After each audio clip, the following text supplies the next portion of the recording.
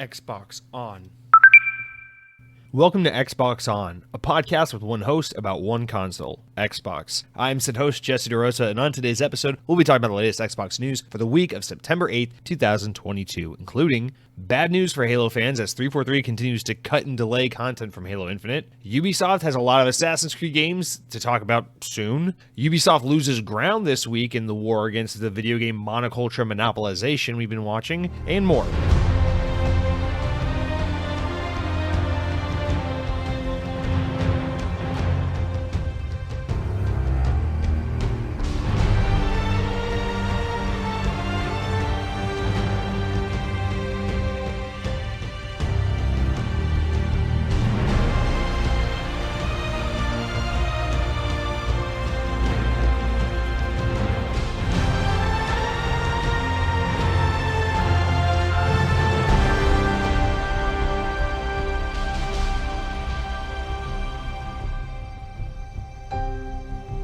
And on this day in Xbox history, in the year 2002, Blinks, the Time Sweeper, was released for the original Xbox in the United States.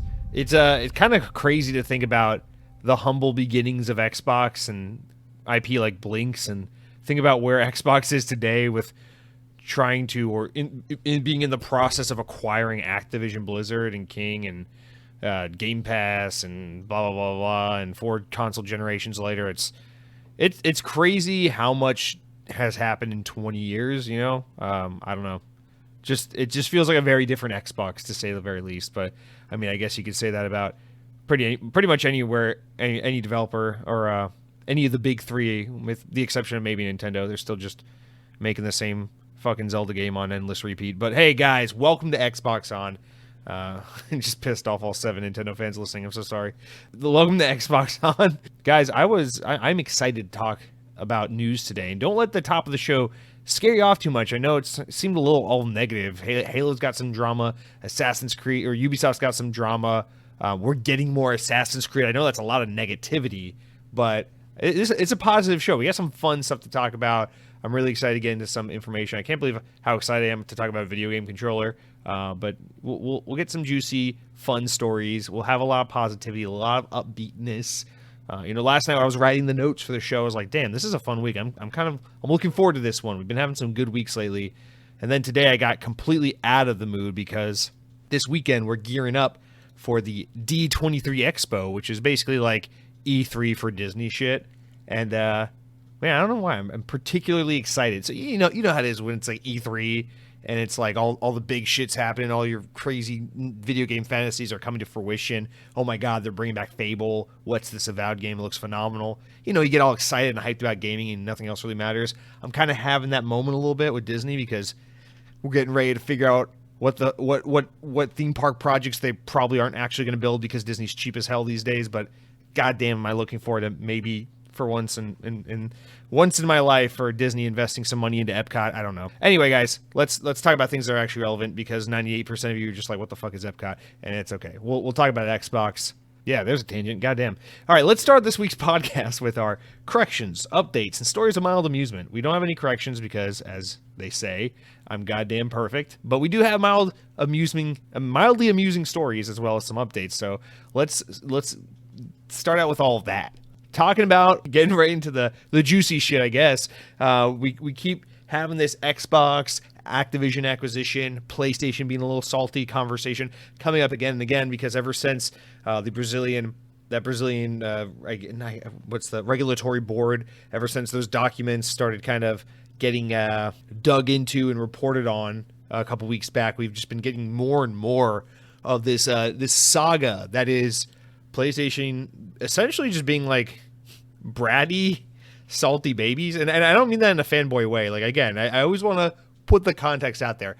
I'm not a console fanboy. I like PlayStation. I genuinely think PlayStation is a great brand.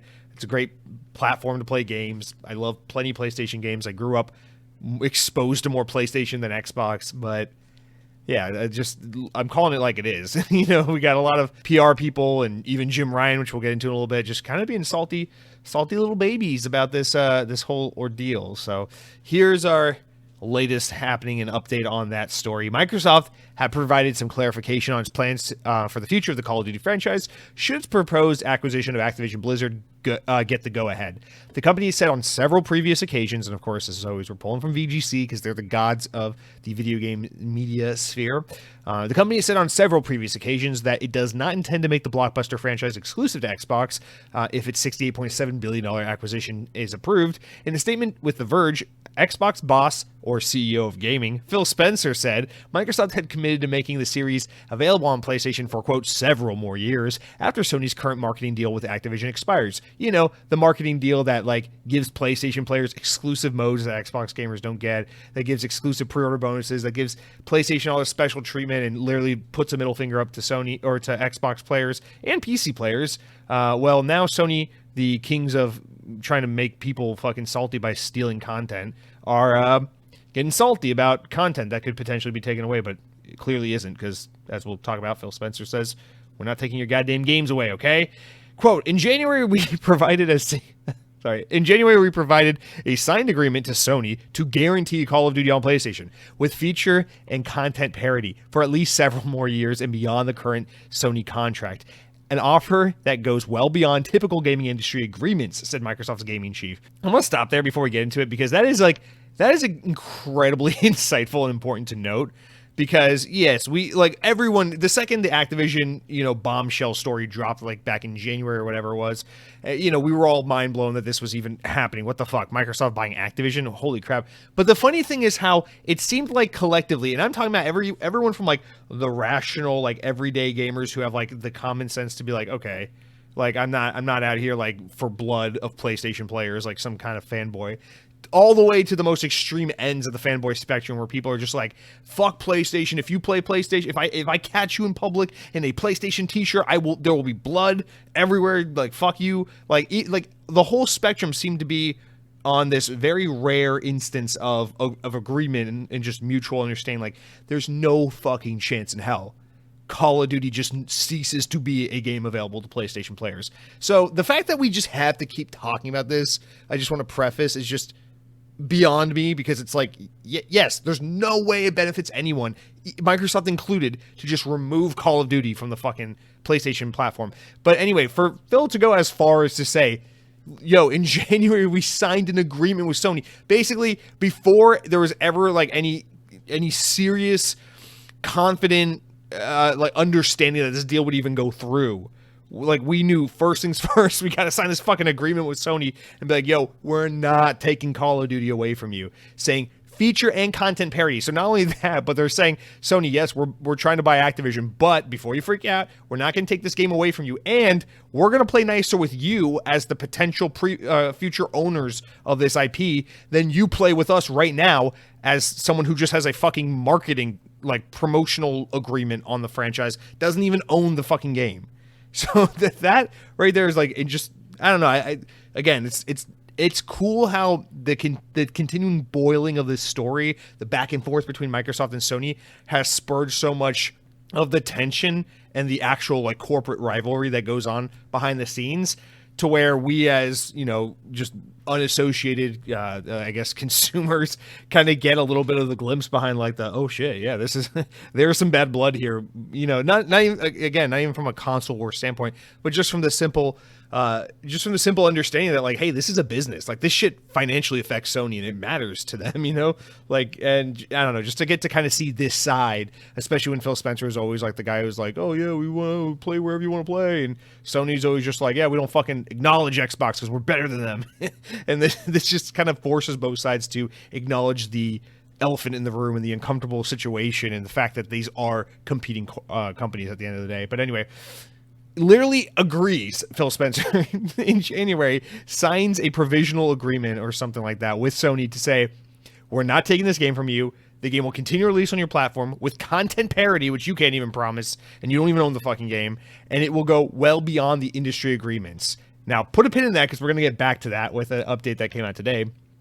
Continuing on, Bloomberg sources said to be familiar with the Activision's plans claimed in January that the publisher was contractually obliged to release at least 3 new Call of Duty games on PlayStation consoles, which we've of course talked about. We know that's Modern Warfare 2, Warzone 2.0, which are both this year, as well as most likely the next Black Ops game, which as far as we know might not come out until 2024. So at least those 3 games is what we understand are going to continue to get their contractually agreed to PlayStation promotion, where they're going to be like, pre-order and play on PlayStation. You'll get a fucking skin that looks like Ron DeSantis's penis. It's like, okay, wow, okay, wow. I guess multiplayer is going to be so much better in this game because I bought on PlayStation. But anyway, Microsoft's deal to acquire blah blah blah. Okay, here's a tangential little addendum to that I want to bring up just because I didn't bring it up last week, and it did kind of happen right before we recorded. Microsoft's deal to acquire Activision Blizzard is currently being scrutinized by regulators concerned with the potential antitrust issues during the time of increasing consolidation in the games industry. Last week, the UK's competition, and that was 2 weeks ago, the UK's Competition and Markets Authority, CMA, said its inquiry to the merger may be expanded due to outstanding concerns, most notably the impact on the deal and what it would have on Sony's ability to compete. Quote, PlayStation currently has a larger share of the console market than Xbox, but the CMA considers that Call of Duty is sufficiently important that losing access to it or losing access to competitive terms could significantly impact Sony's revenue and user base. The impact is likely to be felt especially at the launch of the next generation. I love that they mentioned this because this is actually pertinent.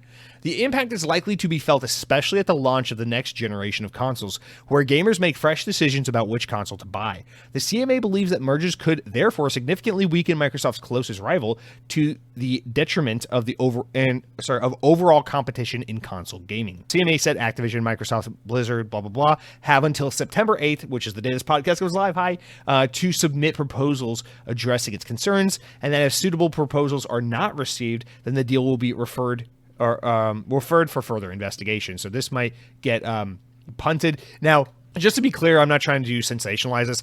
I really don't think there's a chance this deal does not get approved on all fronts by all major regulatory boards. I think this is a done deal. It's really just a matter of going through the motions. But it is, I think Microsoft probably thought this was more of an automatic win, done deal than it's proving to be with the CMA. And I think it is notable and maybe a little bit surprising to see that there is this much pushback or concern or conversation being had among regarding this.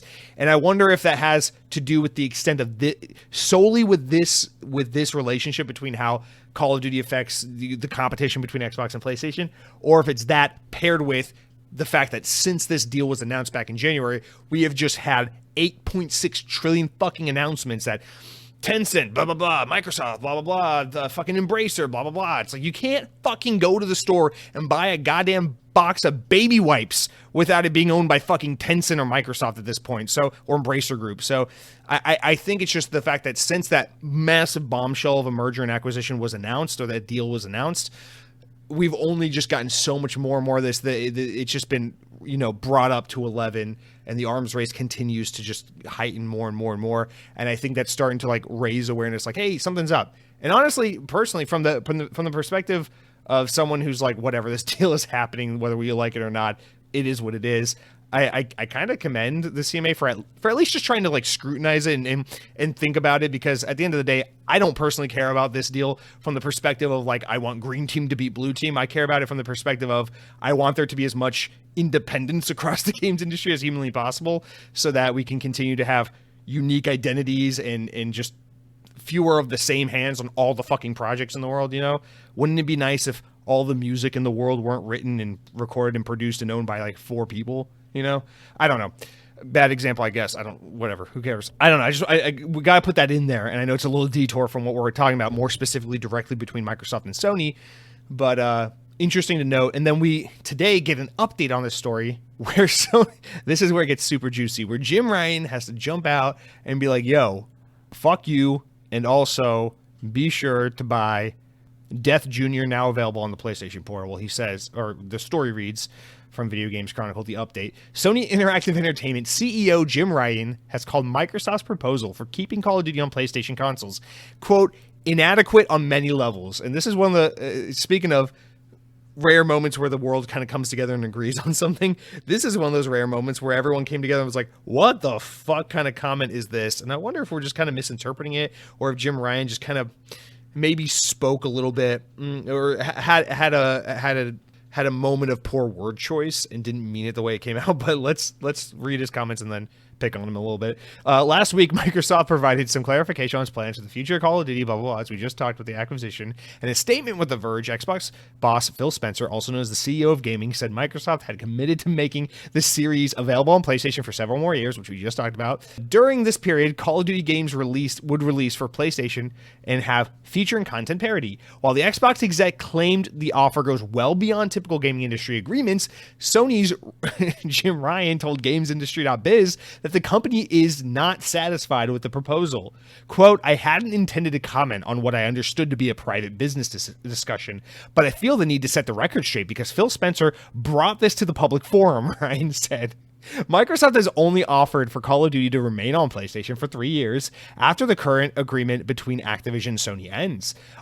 After almost 20 years of Call of Duty on PlayStation, the proposal was inadequate on many levels and failed to take account of the impact of our gamers. We want to guarantee PlayStation gamers continue to have the highest quality of Call of Duty experience, and Microsoft proposal undermines the principle, end quote. The current Call of Duty deal between Sony and Activision Blizzard is believed to cover this year's Modern Warfare 2, Warzone 2, and a new game from Black Ops developer Treyarch, who are the best Call of Duty developers, shout out to Treyarch, and which might not arrive until 2024, that Treyarch developed game. All right, we talked about all that, but now we have the specific quote from Jim Ryan as he gave to GamesIndustry.biz. Here's the thing is, let's try to take our personal preferences and feelings out of the mix. I know if you're listening to this podcast, you're probably a little bit more centered or a little gravitate a little more towards the Xbox brand as a brand you arbitrarily prefer. And if you are a PlayStation fan, you might be like, yeah, this is kind of bullshit. This is kind of worrisome. Let's try to take all of that out of it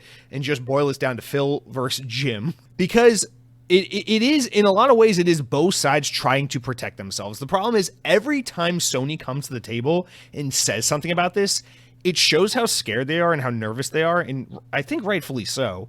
And it just kind of exposes them and makes them look weak. And I mean, you can say at the end of the day, well, PlayStation is the biggest gaming brand. They're the top dog. They way outperform Nintendo and Xbox. Who gives a shit? Sure, but like this perception and this audience, like kind of understanding of who you are and your identity matters. There's a reason why PlayStation, tries to be so buttoned up and is like so against having fun, like Nintendo and Xbox do with a lot of their marketing. There's a reason why PlayStation is so like, oh, we're like the Oscar nominee video game developers. We only make games that are serious contenders where dads have their daughters murdered and they have to go across 12-hour journeys with fucking blah, blah, blah, high fidelity, frame rate, storytelling. And it's like, okay, we get it. You make the same fucking game over and over again where everything is sad and dire and everyone's fucking dead. We get it, okay? But these perceptions and these things matter greatly. And every time PlayStation gets in front of this story and says something, it's kind of twofold. They're hurting their own perception, and they're making themselves look weak and open for audiences and consumers to be like, God, PlayStation kind of look like bitching and moaning about the Call of Duty situation. But at the same time, it's a genuine and I think justifiable plea to these regulators and these different markets around the world to be like, guys, Call of Duty is a massive fucking game that has massive ramifications for the platforms it's available on. And if someone, if the biggest competitor just snatches up the rights to the IP, sure, maybe today they play nice with us, but down the road, they hold the keys to the kingdom of Call of Duty. And if they decide to not play fair with us, that has a massive ripple effect for the entire industry. It's just too fucking big of a property, and it just makes too much money. It matters way too much to the world of gaming. It's kind of analogous to if like Microsoft was like, hey, we bought Fortnite, fuck you. It's just like, wow. I mean, that is like all the money in gaming right now tied up in one property, and you can't just take it away. And the thing is, we all know that Xbox is not trying to take away Call of Duty, and Phil Spencer's, this is where he comes in, is every time he comes up to bat, it's a similar thing where it's like, he makes a statement about we're not trying to take this away. I signed fucking documents with PlayStation behind the scenes. It has the exact opposite effect of what PlayStation's situation is, where every time Phil Spencer has to retort or respond or talk about the situation, it just makes Xbox look a little more Chad. It just makes Xbox a little more cooler. It's like, look at them. They're the good guys. They're buying the fucking thing, and they're just going to make it free for a bunch of people on PC and Xbox, and they're still going to let PlayStation people have it if they want it, just the way they've always had it. Wow, Xbox is just win-win-win. They love the consumers. They're so awesome. Fuck you, everyone else. And Phil Spencer is my real dad. And it's like, it's just this thing where it's like, from the consumer instantly is like, oh yeah, Xbox is cool. But conversely, and this is where I give Jim Ryan a little bit of like, okay, well, that's fair. Is it kind of is just like a slight, especially from a guy like Phil Spencer, who's always like tweeting out like, congrats to PlayStation on the release of The Last of Us Part 1 remake ×7. Good job to the team and the developers. You know, he's always trying to be like a good guy. He's always trying to be a little impartial and be like, listen, games are cool, gamers are cool, developers all deserve respect, whether you're for green team or blue team or red team, I don't give a shit. But it also kind of makes him look like he's making PlayStation look shitty and weak by having to make the comments like, well, we don't have plans to do this, and this, because then it just furthers the whole like PlayStation are the bad guys kind of look. So it's just this never-ending cycle of every time one of these two guys or one of these two companies has to speak on the matter, it just makes, you know, it just furthers the issue that the other one has. And ultimately, and here's where I'll start putting my personal spin on, like, my personal feelings and thoughts on the matter.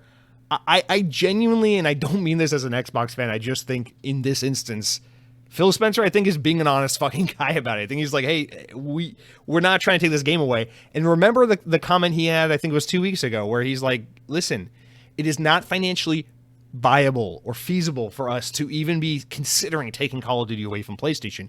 When you consider the amount of teams, the amount of developers that work on this franchise, how much it costs to develop one of these fucking games, and there's always one in development, this 3-year cycle we got going on where a new one releases every year, it doesn't make financial sense for us to be like, fuck you, PlayStation, we're taking out one of the biggest markets of the Call of Duty brand, just taking it out altogether, and then we're only putting it on PC and Xbox, and also now on PC and Xbox, it's accessible through your Game Pass subscription. You don't even got to buy the game anymore. That just takes the already, and you got to understand, a game like Call of Duty costs so much more money to develop and market than 99% of the games you ever see. Like, it is such a massively expensive franchise to continually develop and market. And it just doesn't make financial sense. So as much as it seems like Xbox doesn't need PlayStation, fuck you, they're just being nice by letting you have it, Xbox does need PlayStation when it comes to Call of Duty. PlayStation is an important part of the puzzle.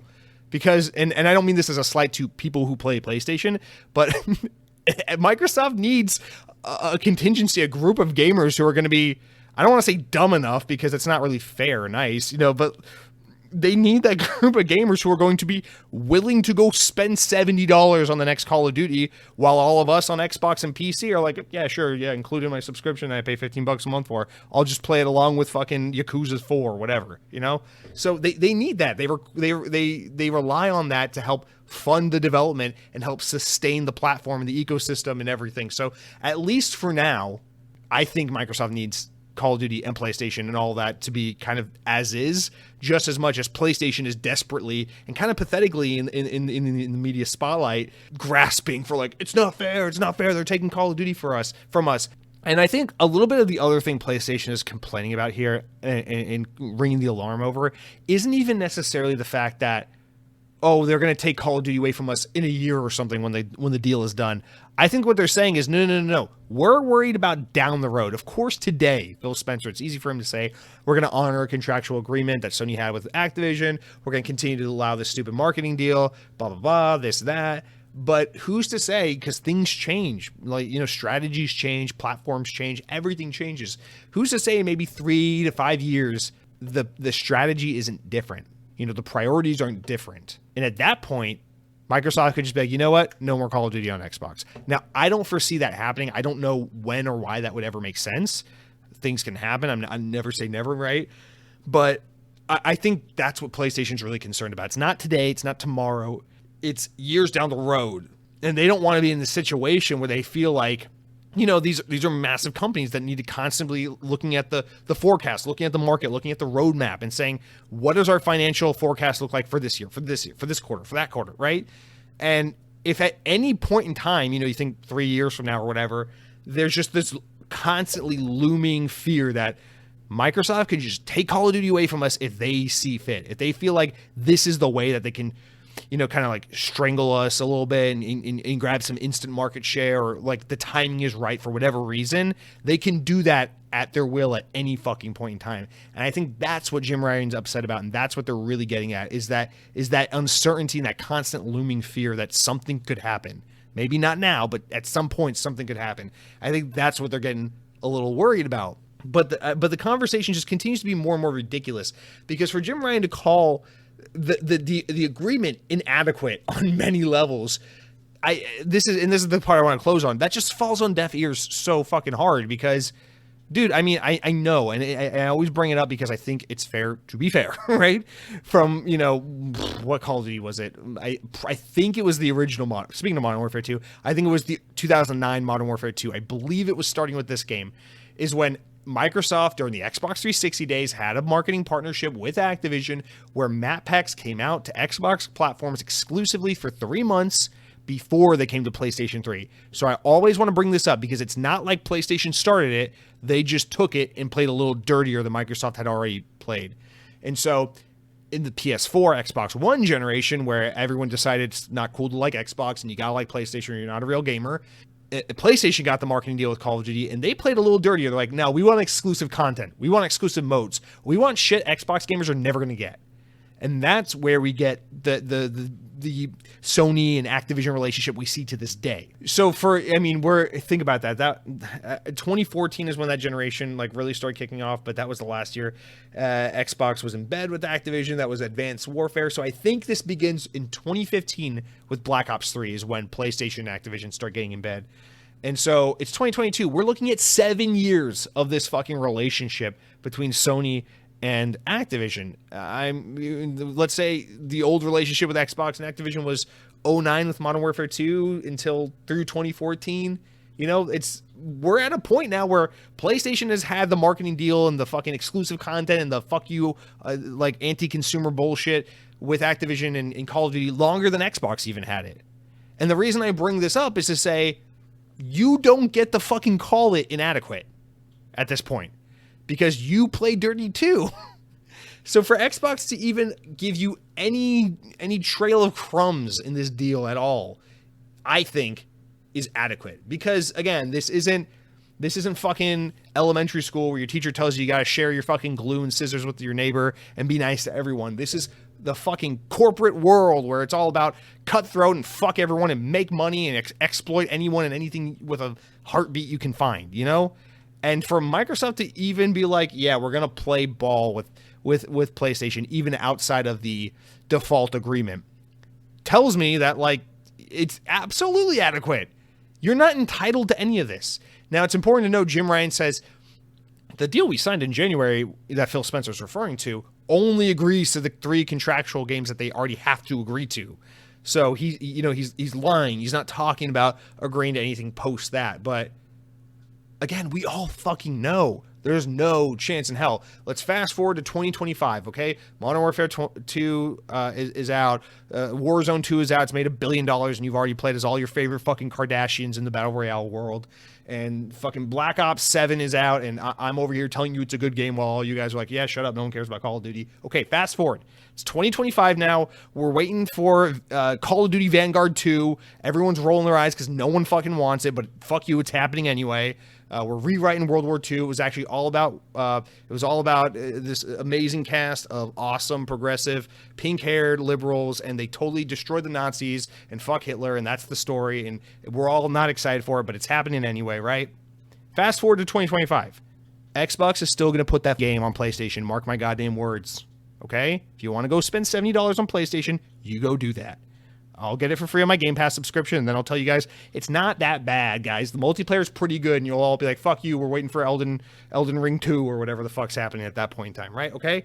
All right, move on. Yeah, I don't know, man. It's just, it continues to blow my mind how every time Phil talks, it's like all of us in the audience get to go, Phil Spencer, you fucking Chad. You Giga Chad. I think I'm using that right. I think I'm saying that right. Oh, you're so cool. You're so likable. And every time Jim Ryan or someone from Sony speaks up about it, it's like, you guys look like little sorry loser cuck boys. Stop talking. You're making it worse for yourself. But this is reason to be concerned. And it reminds me of like the story from the other week about the PlayStation and raising of the prices for the console. It's because, listen, Xbox can hemorrhage money all day fucking long, and they can afford to make moves that PlayStation can't. And I'm not trying to say, oh, poor PlayStation, they're at risk for going under or something. Sony's in great financial standing. The PlayStation brand makes fuck you money all day, left and right. But for PlayStation, these littler things, these things matter more than it does to Microsoft. Microsoft can afford to hemorrhage money all goddamn day long with Game Pass in an effort to gain market share because they're Microsoft.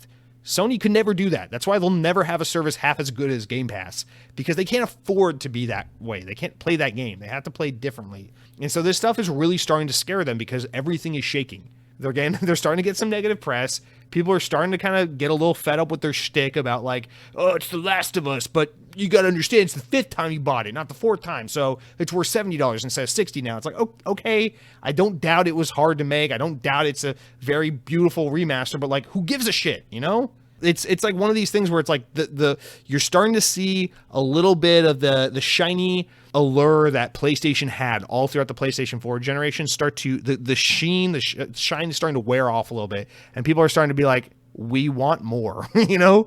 And Xbox is over here, and yeah, I know. Listen. Let's be critical of Xbox. Let's hold them accountable where they need to be held accountable. Xbox is all about announcing the games, showing the games, not releasing the games. But on Xbox, you get the most powerful console in the entire world. They're super fucking pro consumer, and everything is awesome. They got the coolest features. Their consoles are more affordable than the competition's despite being more powerful. Game Pass is the greatest consumer benefit in the entire history of video games. You just pay $15 a month, and you'll blow your wad just sitting on the couch being like, oh my god, all these games, and I can just play them for $15 a month. Well, when we get to what I've been playing today, I got so much great stuff to say about Game Pass, man. Like, it's so good over on Xbox, and the conversation keeps getting better and better and better. While on PlayStation, it's like you guys are playing the same tricks you were playing a few years ago and starting to look a little weak. And I think PlayStation's like shit. And I don't want to mince words about this. I think PlayStation are incredibly savvy and they're incredibly smart. And you look at the acquisitions they're doing right now, and I think everything PlayStation's trying to do is trying to play smart with less, because Xbox can just brute force their way with money into the position they want to be in. And I want to give them the benefit of the doubt, but these things start to really shake the foundation for PlayStation.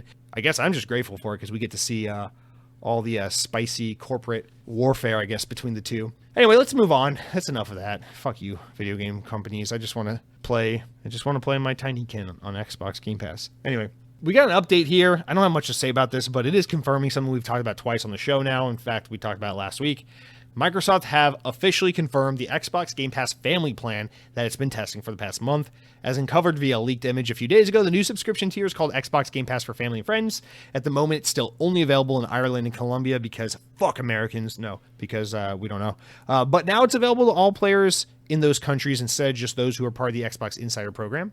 Xbox has yet to confirm when the new tier will roll out in other regions, and according to an FAQ about the service on the support page on Xbox.com, Friends and Family allows Game Pass Ultimate subscribers to share their subscription with up to 4 other players. The 4 other players have to live in the same country, but otherwise they will receive the full Game Pass Ultimate treatment, including Xbox Live Gold, the entire Game Pass library, on Xbox with PC as well, EA Play, perks, discounts, all the shit they give you, fucking send you laundry detergent twice a month, whatever you want. Quote, with the Friends and Family plan, all 5 members enjoy the benefits of Game Pass Ultimate with their own unique access to all Xbox Game Pass Ultimate games, content, and benefits regardless of what device they play on. An Xbox statement reads, all the people you invite can play at the same time. You can even play together in the same game. Plus, you can include friends and family outside your household. This part, I mean, we've talked about this already, but like, God, you want to talk about the value of Game Pass? Like, it just went up 2,000%. The fact that fucking a total of 5 people, man. Dude, as long as all your friends and family live in the same country, you are goddamn eating good for what we assume is like $25-$30 a month. Like, it's insane. Game Pass continues to be and again, this is another one of those things. It's like, this is the kind of stuff that makes Sony nervous, is because they can't play this game. They can't take all their Last of Us remakes and be like, yo, $5 a month, you can play all of our Last of Us remakes. It's like, no, because they're spending way too much money and time developing all these Last of Us remakes. They need you to buy the game. On the other hand, Microsoft can be like, dude, we just made so much goddamn money on, I don't know, selling Office to college students who have to write fucking essays and businesses that need Excel sheets to break on them while they're trying to do expense reports. We made so much money on that bullshit that whatever. We'll just eat the cost, and you guys can have Game Pass and invite all your friends, and fuck you, Netflix, for trying to crack down on this very thing we're opening up on, and go have fun. And that's the kind of uneven playing field we're seeing right now. And honestly, Microsoft has been in this position for as long as Xbox has been around, obviously. It's kind of crazy that it took until Satya Nadella, it took until Phil Spencer, it took until now for the company to finally be like, listen, are we in the games industry or are we not? Like, when are we going to just double down and make shit happen? And that's what we're seeing, like it or not. I mean, I think we're seeing good and bad come from this, but dude, that's what Game Pass and the acquisition of Activision and Bethesda and all this stuff is all about. It's just Microsoft can and finally will play dirty or play aggressively to be like, fuck you. IGN, GameSpot, all you San Francisco-based media outlets who just want to jerk off PlayStation all day for some reason, like, fuck you. We will make you look dumb for not loving Xbox, starting with letting everyone in the world access all the games for practically nothing. It's a dangerous arms race, but goddamn if it's not interesting, right? All right, next up, let's talk about... All right, last thing about Activision. I promise it's not about Xbox versus PlayStation. It's just about Call of Duty, Diablo, and Overwatch. And real quick, we don't even have to get into it. But VGC relays that Microsoft have confirmed they intend to bring Activision Blizzard's leading franchises to Game Pass should the company's merger go ahead, which is a fucking no-brainer, but this is them specifically saying, yes, this is the plan. While it previously has been assumed, Xbox boss, also known as CEO of gaming Phil Spencer, has now specifically confirmed that the company intends to make Call of Duty, Diablo, and Overwatch franchises available on Game Pass. That's so nice to know that the free-to-play Overwatch 2 will be available in Game Pass. Quote, we are expanding choice in two ways, through the creation of Game Pass, which gives players a subscription option, and by bringing the games to mobile platforms, including through our cloud game streaming technology, he said in a statement published on Thursday. Subscription services like Game Pass make gaming more affordable to help players from all around the world find their next favorite game. Game Pass empowers developers to bring more games to more players, not fewer. We intend to make Activision Blizzard's much-loved library of games, including Overwatch, Diablo, and COD, available on Game Pass to grow those gaming communities. By delivering even more value to players, we hope to continue growing Game Pass, extending its appeal to mobile phones and connected devices. Now, of course, that is how we know Diablo 4 is going to be a games-as-a-service type game, because the name of the game here is get the games in the hands of as many people as humanly possible so they can buy season passes and skins and shit like that. You got to understand, like, especially for Phil Spencer, because he's been one of the champions of, like, the whole, there are 2.6 trillion gamers in the world, referring to, like, soccer moms playing Candy Crush Saga on their iPhones. But you know, like these, like, so many of these gaming people are always like acting like there are billions and billions of gamers out there, where it's like, no, there aren't. But I understand what you're saying. People who might be able to spend money on things that we consider video games for companies to make profit on. Yes. And this is the end result, is they're trying to get these franchises off of this exclusively PC, exclusively console space, and be like, how can we get this to the market in India, which mostly plays on just PC and mobile phones? You know, they don't really play on console. How can we get these games to China? How can we get these games to fucking random people with phones in their pocket, which, just spoiler alert, happens to be everyone? And that's the name of the game at this point. And you monetize in other ways. You find the way to lower the barrier of entry as low as humanly possible, get everyone on board, and then monetize in different ways. And obviously that's not news to us. This is just confirming what we already knew. So we will move on. But there's Phil Spencer reiterating the obvious and the assumed. Now, guys, I'm excited to talk about this next one.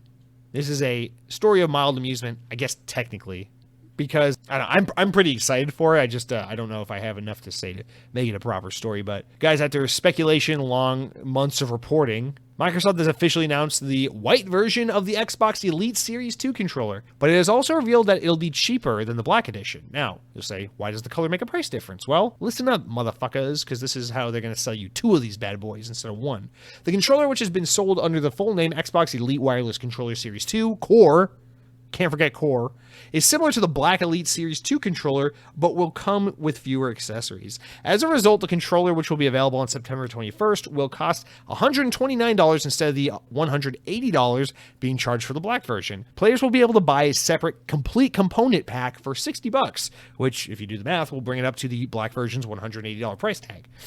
And what this component pack will come with are the accessories and the carrying case and charging dock that would otherwise come with the standard black version. The White Elite Wireless Controller Series 2 Core Edition will come with the controller, a USB-C cable, and a thumbstick adjustment tool, but none of the other accoutrements, including what the Black Elite Series 2 controller comes with, which are a carrying case, a charging dock, a set of 4 paddles that attach to the back, 4 additional thumbsticks, additional D-pad, and if players want, they have, and the additional D-pad, sorry. Reports of a White Elite Series 2 controller have been shared for a number of months now, but perhaps the most important bit of information from this announcement and confirmation was that the Elite Series 2 controller will be added later this holiday to Xbox Design Lab's website, meaning that players will be able to customize their own Elite controllers for the first time. Guys, that last bit there, that's the fucking part that got me. So yeah, this story ended up being way more exciting and juicy than we otherwise thought. We've been talking about it, the reports. Obviously, this thing was real. We saw pictures all over the internet. I think Amazon listings, stuff like that. So everyone knew this thing was real. It was coming. It was just a matter of time. But the thing is, they managed to make it, we all expected, oh yeah, it'll be the exact same thing as the black version, just available in white, for people who have a preference. It'll cost the same, it'll come with the same shit, whatever, I didn't personally care. I was like, I think the black one looks cooler. I don't like the two-tone black and white thing with the grips being black and the controller being white. But then they got me with that bit at the end where they're like, whoa. What if we told you can customize your own Elite Series controller from the Xbox Design Lab site? And that's the part that put me over the edge. So I know there are others, because some of you guys have reached out to me. I know there are others like myself who have still not bought a Series or Elite Series 2 controller because it released so close to the Xbox Series X that you're like, I'm going to wait for a Series 3 so it's modeled and designed after the Xbox Series controller, because I don't want this one to be dated, the second I buy it for $200 or whatever. But knowing that there's now the option to buy it for less money and then get to customize it and, make it green and yellow and all the ridiculous shit I want to do to it, I can't say no to this. I have to get one of these. So yeah, when this comes to Xbox Design Labs later this year, I will finally be caving and buying one of these motherfucking things. And it is so cool that you can buy the accessories pack and all that shit separate. Obviously, that is because they know there are a lot of people who already own the Elite Series controller who will want to buy either the white one or design their own. And this way, they'll have the option to buy an additional controller without having to spend the extra money on all the accessories that they already have. Very smart. Obviously, these are very niche, premium accessories and peripherals and whatever, and that only a small select segment of your market are going to be interested in anyway. So you're probably more likely to be selling repeat controllers to the same small group of people than you are going to really expand your market of people who are willing to buy this thing. So obviously, I think this is smart. That's why they're selling the accessories separately. But now it makes you wonder, well, I'm sure they have inventory of the black controller that they want to push, and maybe that's why. But now it makes you wonder, why not just sell all versions, regardless of color, of the series controller at $130 without the accessories, and then just make the accessories an optional add-on for all? Because now it's like the whole thing of like, well, what if someone doesn't, they want the black one but they don't care about the accessories, but you can only make that decision with the white one. It opens up a whole new can of worms. But I'm not going to get into that because that's so oddly specific and niche that I don't think it's going to be a real issue. I think the bigger news and the more exciting thing here is just how fucking cool this is, that you're going to be able to custom. Again, these are the things where Xbox wins. It's like, yeah, sure, we're still all playing like fucking, I don't know, we're all playing like DJ Hero 2 because Xbox won't put out a fucking new video game. But, I mean, you can get Game Pass Ultimate with all your buddies for like $3 a month, and look at this awesome Pro controller that you can customize. I made mine pink. Fuck you. It's just like all this stuff where it's like, It's so easy to love Xbox when they do this shit because you're like, come on. Okay. Sure, we're never going to actually get to see Perfect Dark. It's probably not even actually in development. It's probably just vaporware. But like, come on, the controller's pink now. So I know this is so ridiculous, but for some reason this story has got me like pretty excited because I guess I'm excited easily by things that don't actually matter. But no, I think this is cool. Again, it's just more of that super pro consumer bullshit that Xbox is all about. It just makes this stuff makes it more fun. When you can take your gaming experience and personalize it more like this, it just makes it more fun. Like I know for the longest time, I was always the guy who's like, whatever controller comes with the console is the controller I will use from the day I buy the box until the day I upgrade to the next gen version, you know? Like my Xbox 360, I use that same fucking Elite black controller from the day I bought my Xbox 360 Elite until forever. And that thing is worn to hell. Those thumbsticks are broken and fucked. There's no coming back. But at some point later in the Xbox One generation, I was like, you know what? I'm so tired of like the last 3 years of a console generation dealing with such a beat up, worn out controller. Fuck it, you know, I'm an adult now. I make disposable income. I can splurge on a $60 controller, and I bought a blue. I don't know why. I just bought a blue Xbox One controller a couple of years back, maybe like 2 years before the Series X came out, and I was just like, you know what? This is cool. Just like having like a black Xbox, but my controller's blue. I'm like, I don't know why this brings me joy. I'm supposed to be looking at the TV when I play video games, not my hands. But just knowing my controller's blue makes gaming fun again. Like it just refreshes my enjoyment of this platform. It's arbitrary, it's stupid, but it's these little things that matter, little touches, you know. It's fun. And ever since then, I've been converted. I've been converted. I'm a believer. You know, shortly after the Series X came out, I bought that electric yellowish green one they have, that controller, and that's the controller I usually use on my Series X. I just think it's such a fun looking color, and I've been converted. I've always wanted to get involved with the design lab, and now I think with the Series controller, fuck it, I'm just gonna do it. I'm gonna get a cool controller. It's gonna say hashtag Xbox on. It's gonna be all the colors of the rainbow. I'm gonna have the biggest thumbsticks on it. I'm gonna have triggers all over it. It's gonna be such a cool controller. You guys are gonna be taking pictures and posting on Instagram, and probably bitches coming up and be like, oh, I see your controller, baby, can I get a picture of that? And I'll be like, please stand back, ma'am. Probably not gonna happen, but anyway, guys, that's your update on gaming accessories. Let's talk Cyberpunk. Holy shit, we're gonna talk about something that's not directly Xbox. It's something talking about a different video game from someone who isn't an Xbox. All right, CD Projekt Red have announced that Cyberpunk 2077's first expansion is titled Phantom Liberty, revealed during a Night City Wire broadcast this past Tuesday, which was viewable in the video above. Sorry, that's from the article. The spy thriller expansion will feature, look at that, it's a spy thriller genre. Expansion will feature the return of Johnny Silverhand, the character played by Keanu Reeves, alongside a new cast of characters. It's coming to PC, Xbox Series X and S, Google Stadia, and PlayStation 5. That's right, it will not be coming to Xbox One or PS4. In fact, CD Projekt Red announced that the game's new Edge Runner update, also known as Patch 1.6, will be the last major update for the game on Xbox One and PS4. So let's stop there for a second, or actually let's just continue. It also appears that this will not only be the first expansion for Cyberpunk 2077, but also the last. Quote, in an update released actually today, quote, we can confirm, this is CD Projekt Red, we can confirm that the expansion in the works right now is the only planned expansion for development for Cyberpunk. We've made these difficult decisions to develop only for PC, Stadia, Xbox Series X and S, and PlayStation 5, as the scope of the expansion makes releasing it for previous gen consoles technologically challenging without compromising player experience. It looks like they learned their lesson. A little bit too late, I guess. But, okay, here it is. I mean, I watched the trailer. I still have not beaten this game. I started it once just to get a feel for it, to see if it was really as broken as people say it was. In my experience, in my 2 hours with the game, I will say the game was not broken for me. But I was like, you know what? I'm going to wait for some serious updates just in case. And then I'll play it later. And then I just never got around to it. But I will say, the little bit of time I spent with this game, I thought it was really cool. I am excited to one day get to it. And seeing this trailer for this expansion got me excited to one day come back to this game, because the expansion looks fucking cool. I'm excited for this.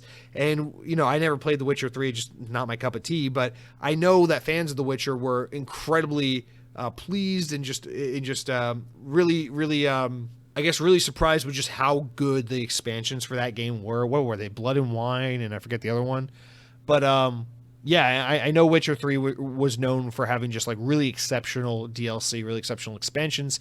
And so I expect Cyberpunk 2077 to be no different. But yeah, I mean, the thing that sucks about this game is like, I just have no doubt that Cyberpunk 2077 would have just been a mind-bending, awesome fucking game that people would have loved, and it would have been all high praise. It would have been the Elden Ring discussion, but circa 2020, had they just had the fucking balls to be like, guys, we are delaying this game another 6 months and it's canceled on Xbox One and PS4.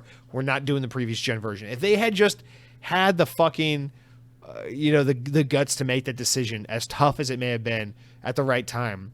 It's so crazy to think what the alt history would have been, because it seems like a lot of people are, now that sometimes time has passed, it's been almost 2 years. It really does seem like a lot of people are like, hey, Cyberpunk 2077 is actually a really good game. Now that all the hatred has kind of died down a little bit, let's focus on the game itself, because the game is really quite good. And here we are with the expansion, and, they learned their lesson from all the way that whole ordeal blew up in their face, and they're like, hey, we're not putting this expansion on old hardware because we know this game should have never been released on old hardware. It should have only ever been a next gen game. And it's good to see that they learned their lesson. I mean, better late than never, but I don't know, it's just too bad, because I feel like CD Projekt Red would be, I think, considered probably top 5 most revered developers right now, had they just delayed the game a little longer and canceled the PS4, Xbox One version of the game. Had they just made that tough decision, I think right now, the way people look at Cyberpunk would have been, that game's a motherfucking masterpiece. And that's it. But I think they're trying to position themselves for, they've been getting a little bit of goodwill back. People are kind of forgetting, because how gamers are. We're all mad about this today, and then tomorrow it's something else. And so they're like, maybe, with this update, with this new expansion, this will be a fresh start. We can kind of hit the reset on Cyberpunk. I think they want to try and get back as much of the goodwill that they burned. And I think they will find some success in that. It's just disappointing that I think Cyberpunk, at this point, it will probably never be what it would have been had they just done the right thing. And it's too bad, because this expansion looks great. They're making all the right moves now. But, the story remains. Y'all fucked up. Anyway, that's it for all of our updates. Stories of mild amusement. Corrections, there were none. Guys, we are ready to move on with the podcast. Let's go ahead and talk about the news. But before we can talk about the news, I'm going to take it slow for a second, talk about the games I've been playing this week, because I'm excited to tell you about some of the games I've been playing. But before I can tell you about what I've been playing, guys, I got to tell you about what I've been eating. So we are now officially in, we're comfortably in September. I think, especially here in Orlando, Florida, the themed entertainment capital of the world. It's Halloween. It's Halloween. I know for a lot of you guys, like, dumbass, Halloween's not till October. No, it's Halloween. All the theme parks got their Halloween events going on. Everyone around here is wearing their fucking Haunted Mansion Crocs and shit. We're all ready for the spooky season. It's Halloween time, ostensibly. And our friends over at Pepsi Company, creators of the Mountain Dew soda franchise, yeah, that's right, it's a franchise now, have decided to release, for the 4th consecutive year in a row, Mountain Dew Voodoo. Haha, my favorite Mountain Dew Voodoo. Mountain Dew Voodoo for the past 2 years has not been the best Mountain Dew flavor. It's not been a particularly great one, but it is still something I live for, because this is, for those uninitiated, let me bring it back for you. So every September, October, Mountain Dew releases Voodoo, which is a Halloween limited time only flavor of Mountain Dew. But the twist is, the flavor is mystery. It's a mystery flavor, and every year the flavor is slightly different from the last year. So the first year, it was something of like an orange creamsicle-ish type thing, and it was phenomenal. The second year, it was like that amped up a little bit, and it was phenomenal. The third year, it tasted like fucking ground up powdered sugar and Smarties, not the Canadian Smarties covered in chocolate. I'm talking about the American powdered chalky hard candies, just ground up with fucking sugar added and carbonated water. It is just absolutely horseshit, the Voodoo we got last year, unfortunately. Following 2 great years of this Halloween exclusive flavor, last year they dropped the ball, and so this year, for Voodoo 4, year number 4 of Voodoo, I had tempered expectations. I did not expect for them to, I did not expect for it to be good, honestly. But new curveball, Mountain Dew's going really hard into the zero sugar game. I think they're catching on with the fact that my generation and beyond are really getting into the zero sugar game. We don't drink as much soda as our parents' generation, and when we do, we prefer to go for the stuff that's going to give us cancer, not diabetes, okay? So give us the zero sugar. And so Voodoo 4 is out. It's all new flavor. It's available in regular or zero sugar. We weren't able to find the regular in stock, although we are still trying to find it. We were able to get our hands on a 12-pack of the zero sugar version of this, so we bring it home. Of course, the most exciting thing about Voodoo is, one, it's an indicator that Halloween is in the air, and two, the can art is just fucking awesome. They got like this Mountain Dew Grim Reaper on it. If you think if you're not, I don't know where this is available outside the U.S. I assume it's available in Canada, but if you're not a North American listener and you don't know what the fuck Mountain Dew Voodoo VOODEW is, you're probably just like Jesse. You sound like a goddamn moron. Look this soda up, okay? The can art is very cool, okay? I don't need to justify it, but anyway.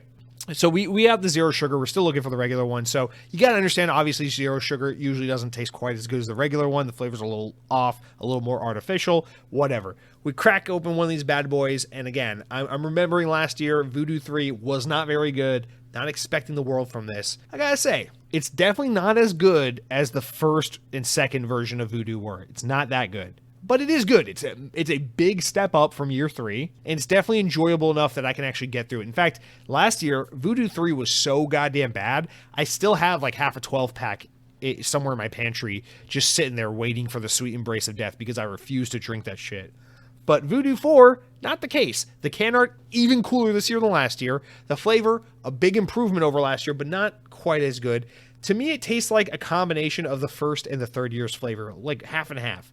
So like there's like half of this drink I absolutely adore. I'm like, ooh, you get a little bit of that citrusy creamsicle flavor, and then you get another half which is like, ooh, it kind of tastes like you get that like Smarties powdery sugar flavor a little bit. I don't love it, but the thing is, I'm trying not to pass total judgment because I've only gotten my hands on the zero sugar variant of the flavor so far. So once I have access to the proper regular flavor, I will truly be able to make a full assessment of this year's Voodoo. But so far, the assessment is it's an improvement over last year, and the can art, very good, very, very good, muy bueno. So yeah, that's Mountain Dew Voodoo 4. Of course, that is what that's my obligatory beverage from now through October 31st, because if you don't, you lose your Spooky Kid card, and your mom will come over to your apartment and take all of your Funko Pops away from you. So I got to do that. But yeah, Voodoo, shout out to that. If you are a listener who has access to the wacky, ridiculous cancer / diabetes inducing Mountain Dew flavors that release regularly, I highly recommend you go out and try yourself some Voodoo, because it is a great way to get into the Halloween spirit. But that's what I've been trying. That's my food, beverage related thing I want to talk about this week. Shout out to Halloween, best holiday of the year. It's coming up. We're in the season. I'm excited to tell you guys about all the horror games I'm planning on playing this season, but ultimately won't get around to. Now that's it for what I've been eating. Let's talk about the games I've been playing. And guys, this is where I'm most excited to talk to you this week, because holy fucking Tiny Tina's Wonderland. I've not been playing Tiny Tina's Wonderland, but I have been playing a game called Tiny. It's Tinykin. We got a comment from Mr. Temple Knight, who writes in and says, Jesse, you have Tourette's. No, that's not what he said. He said, Jesse, I played Tinykin because of your high praise for it, and I'm having a blast with it. Keep the indie gems coming to Game Pass. Temple Knight, a fucking man. This game is a goddamn joy. It's weird because I actually don't get this feeling a lot with games anymore. I feel like back when I was a younger gamer, when I was a kid and I was in like my prime Nintendo gamer years, I used to get this feeling more often. But it's rare you come across this now. But this year, I've had this experience 2 times now. Once with Nobody Saves the World, and now a second time with Tinykin, where this is one of those games that is simply just an absolute joy to play. It's not like, oh, this game is okay, but it's addicting. You know, like, think about like I don't know. I don't want to speak ill of Destiny because I love Destiny. I think Destiny is genuinely a great game. But sometimes you play a game like Destiny not because it's just so good, but because it's like, this game's pretty good and I'm addicted to it. Like, stop me, you know? It's like getting into your, it's like, speaking of Halloween, it's like eating Halloween candy. You like a couple pieces, you're like, oh, this is good. And then a couple pieces later, you're just like, at this point, I'm just addicted. I'm just eating out of pure addiction. I don't mean there's a slight to Destiny. It's just that generally when I play Destiny, I'm not like, oh my God, I'm just smiling, having such a good time. You know, you get a little sweaty, you get a little aggressive, you get a little competitive. Tinykin is just one of these games where every now and then you pick it up and you play and you're like, it is smart, it is well designed, it's beautifully crafted, and it's not trying to piss me off and challenge me, but it's not beating me over the head and treating me like a fucking idiot by trying to like constantly point me in the direction of what I need to do at all times.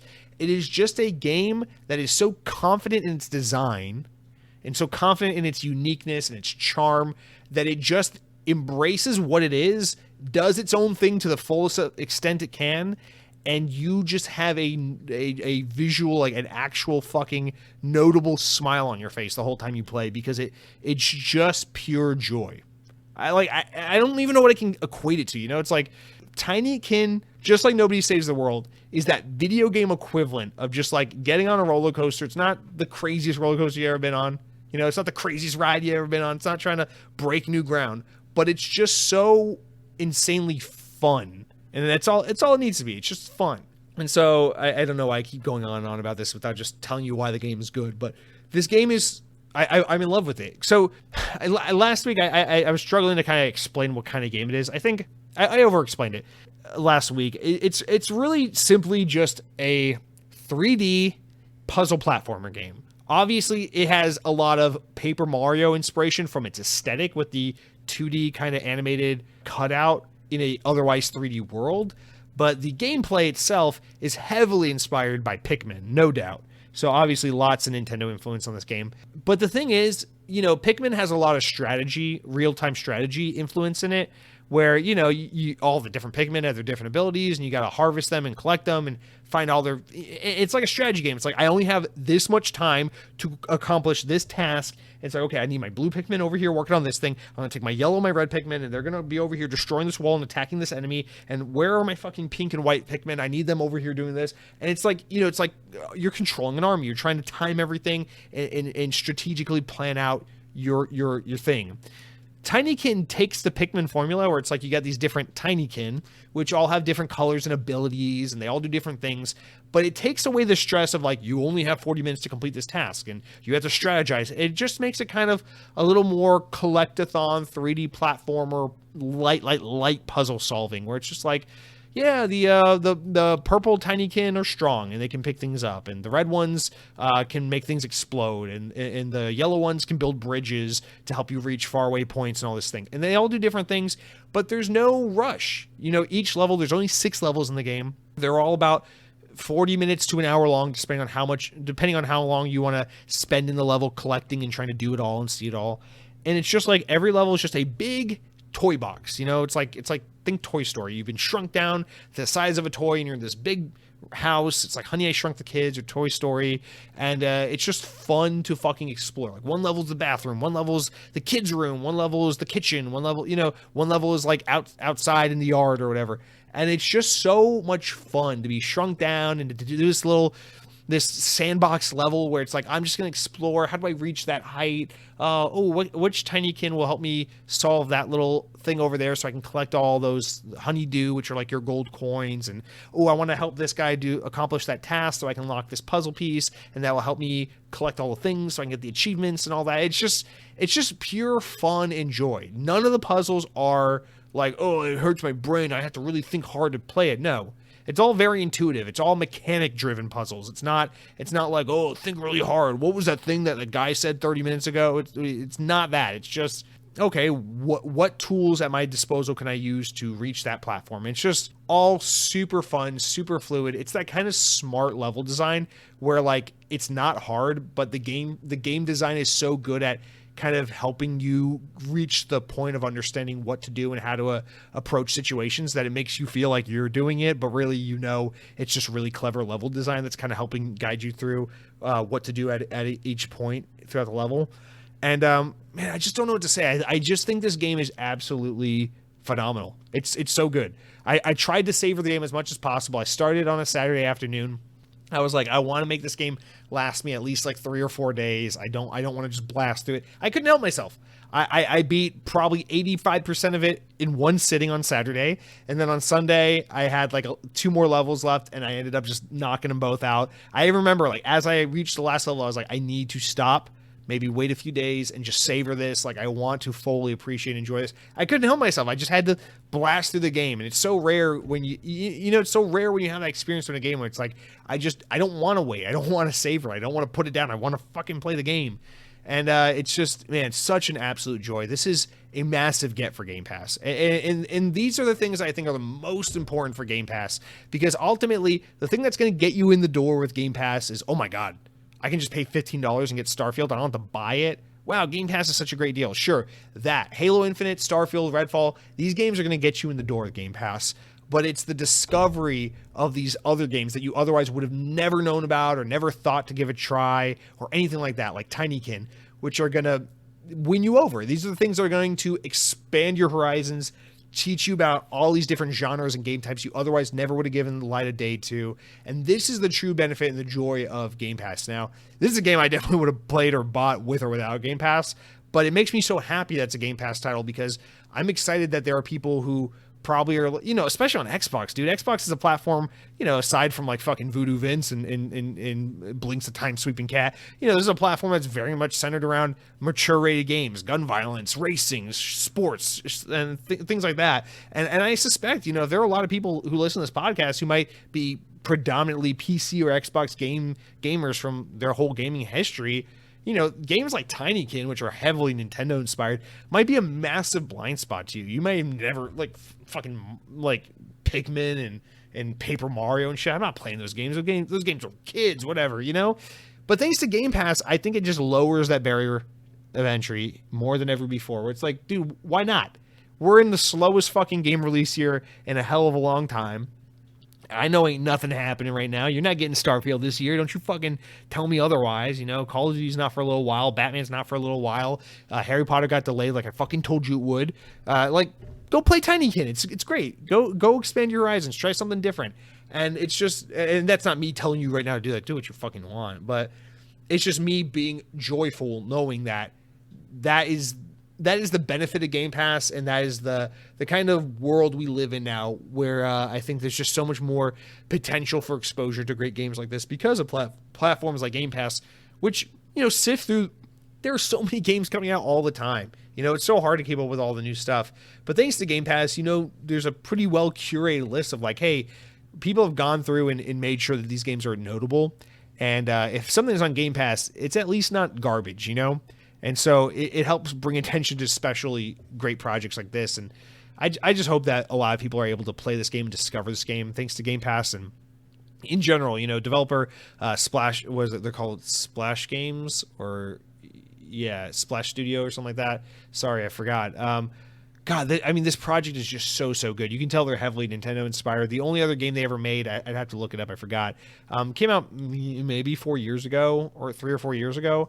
It was like a 2D version of like a Splatoon kind of spin-off type knockoff game.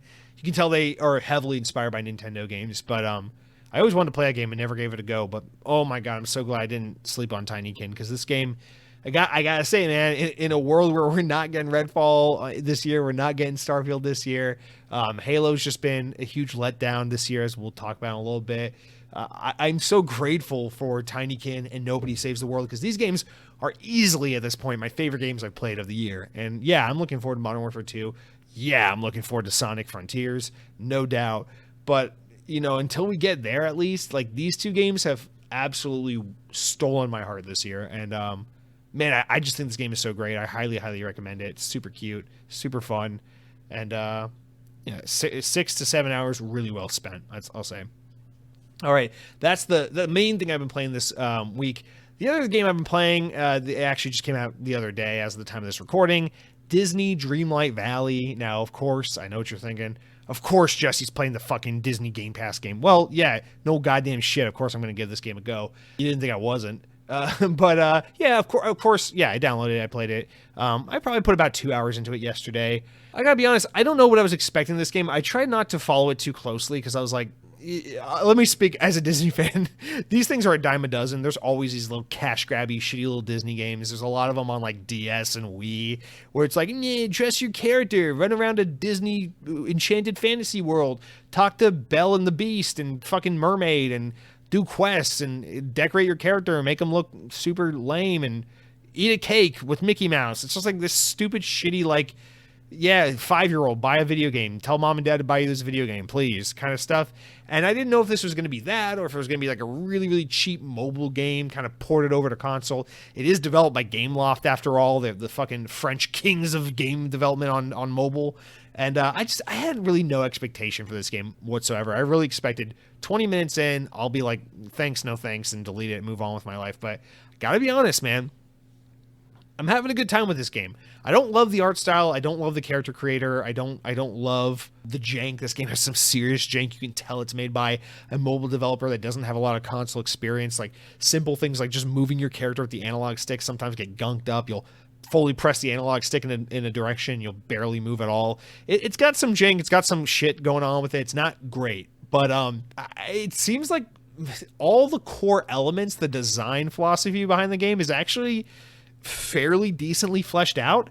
Now, and there's also a lot more mechanic to it. It's essentially what it boils down to is a Disney Animal Crossing knockoff. That's really what the genre or the type of game that we're looking at here is.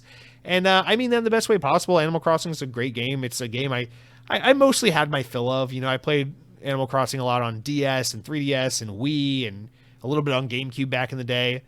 I really had no interest in the Switch one that came out a few years ago because it just feels like one of those things where it's like I've had my fill. Animal Crossing's a good game. I like it, but I'm good. But man, it's weird playing this game for a couple hours yesterday. I'm like, I guess I didn't realize I still have a little bit of a hankering for some Animal Crossing-esque gaming still, I guess. Or maybe this twist on it is good. I swear this isn't coming from the perspective of like I'm a Disney fan. Of course I like it. I just genuinely find this game soothing and fun. You know, it's got beautiful renditions of classic Disney songs, which are soothing and just nice background music. It's a nice game to play if you're just looking for something to kill a little bit of time, or you've had a long day and you want to like chill out and just do something that's just vibe with a game for 30 minutes or an hour. But yeah, it's good. I mean, it's got all the mechanics. It's ripping vines out of the ground, fucking shoveling up potholes and all the watering plants and fishing for fish and all the things you do in Animal Crossing, running around. It's so perfect. Instead of Tom Nook being a greedy motherfucker who you got to pay your mortgage to, you got Scrooge McDuck being a greedy motherfucker who's trying to sell you a princess dress and pay your mortgage and all this shit. So it's perfectly in line with like Animal Crossing, but for Disney. And I haven't explored it too much, but yeah, surprisingly, I think it's okay. I'm going to continue to play a little bit more of it. I don't think this game is going to win me over and be a time sink for me by any stretch of the imagination. I find it, I don't know what it would take for us to ever get a Disney licensed game that I would ever be able to love and enjoy the way we once had Disney Infinity. I mean, it's no Disney Infinity, nor is it trying to be.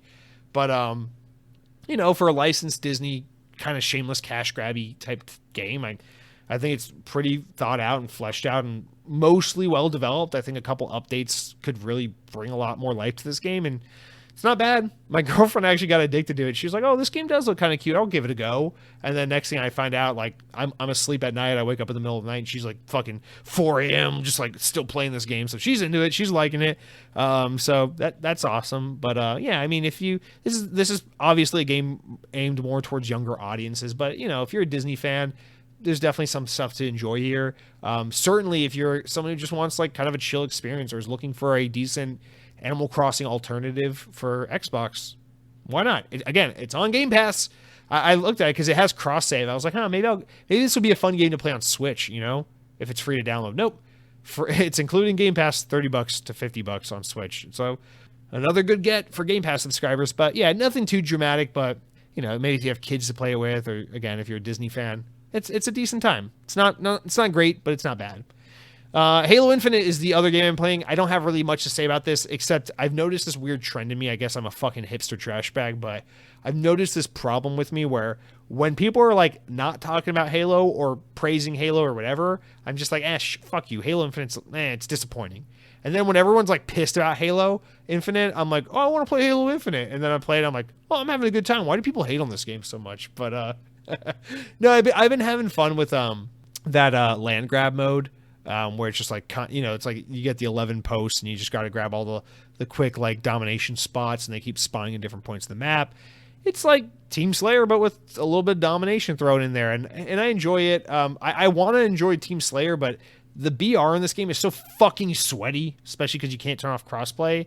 So I never enjoyed Team Slayer. So I feel like because you always start with ARs in this mode, it's made this kind of my default blow off steam casual mode. And so, you know, I'm like 30 levels in on the season 2 battle pass, and at the rate we're going with everything being delayed, I think I'm about perfectly on track to have the battle pass finished by the time season 3 finally arrives. And I don't know, I've been having a decent time with Halo Infinite, but we'll save that, I guess, for a little bit, because once we get into the news in just a minute here, we're starting off with Halo, and we got a lot to say about Halo. So it's the other game I've been playing, but that's really it for what I've been playing, guys. It's been a fun week of gaming for me, and with that said, let's jump into the news and move on with our lives, guys. I'm sure you're itching to find out why Halo Infinite actually got pulled off of store shelves and retracted due to lead poisoning, and now is being shipped and farmed out to a new studio. The people who actually made Duke Nukem Forever, not the actual version, but the original but canceled version of the game back in the day. Guys, I mean, it's just a mess of a news week. We got a lot to get into here.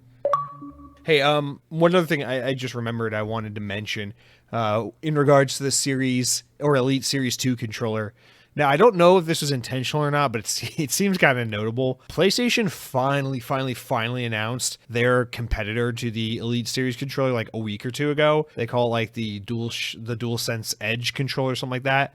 Again, it's basically just their competitor. I think it's funny that it's weird that the Elite Series controller had been out for so long, and then PlayStation didn't have a competitor for the longest time, and then they finally announced one like way too late. And then Microsoft's like, oh yeah, we got another version of the Elite Series controller, fuck you. And also, with the ability to buy it without the accessories, I think it's probably going to be the cheapest SKU of a premium competitive controller there is. So, I just, notable little thing just put there. But anyway, guys, let's get into the actual news. Starting with Halo, as promised. We'll try our best to remain optimistic about this, but unfortunately we got some Halo blues to get into. VGC relays that 343 Industries have confirmed a new round of Halo Infinite content delays, as well as cancellation of the game's local split-screen co-op mode. Campaign co-op, the Forge beta, and Season 3 have all been pushed back. The studios confirmed in a development update video and a content roadmap, both of which are viewable online now. Campaign co-op, which was previously targeted for an August launch, will now arrive in November, despite it already having a testing flight that took place. So too will the Forge Open Beta, which was previously scheduled to arrive in September. The game's third season of content, Echoes Within, which was supposed to come out around November, December, has been delayed until March of next year. The split-screen couch co-op multiplayer, which had previously been announced, has been canceled, with 343's reallocation of studio resources, quote, in order to improve and accelerate ongoing live service development and to better address player feedback and quality of life updates.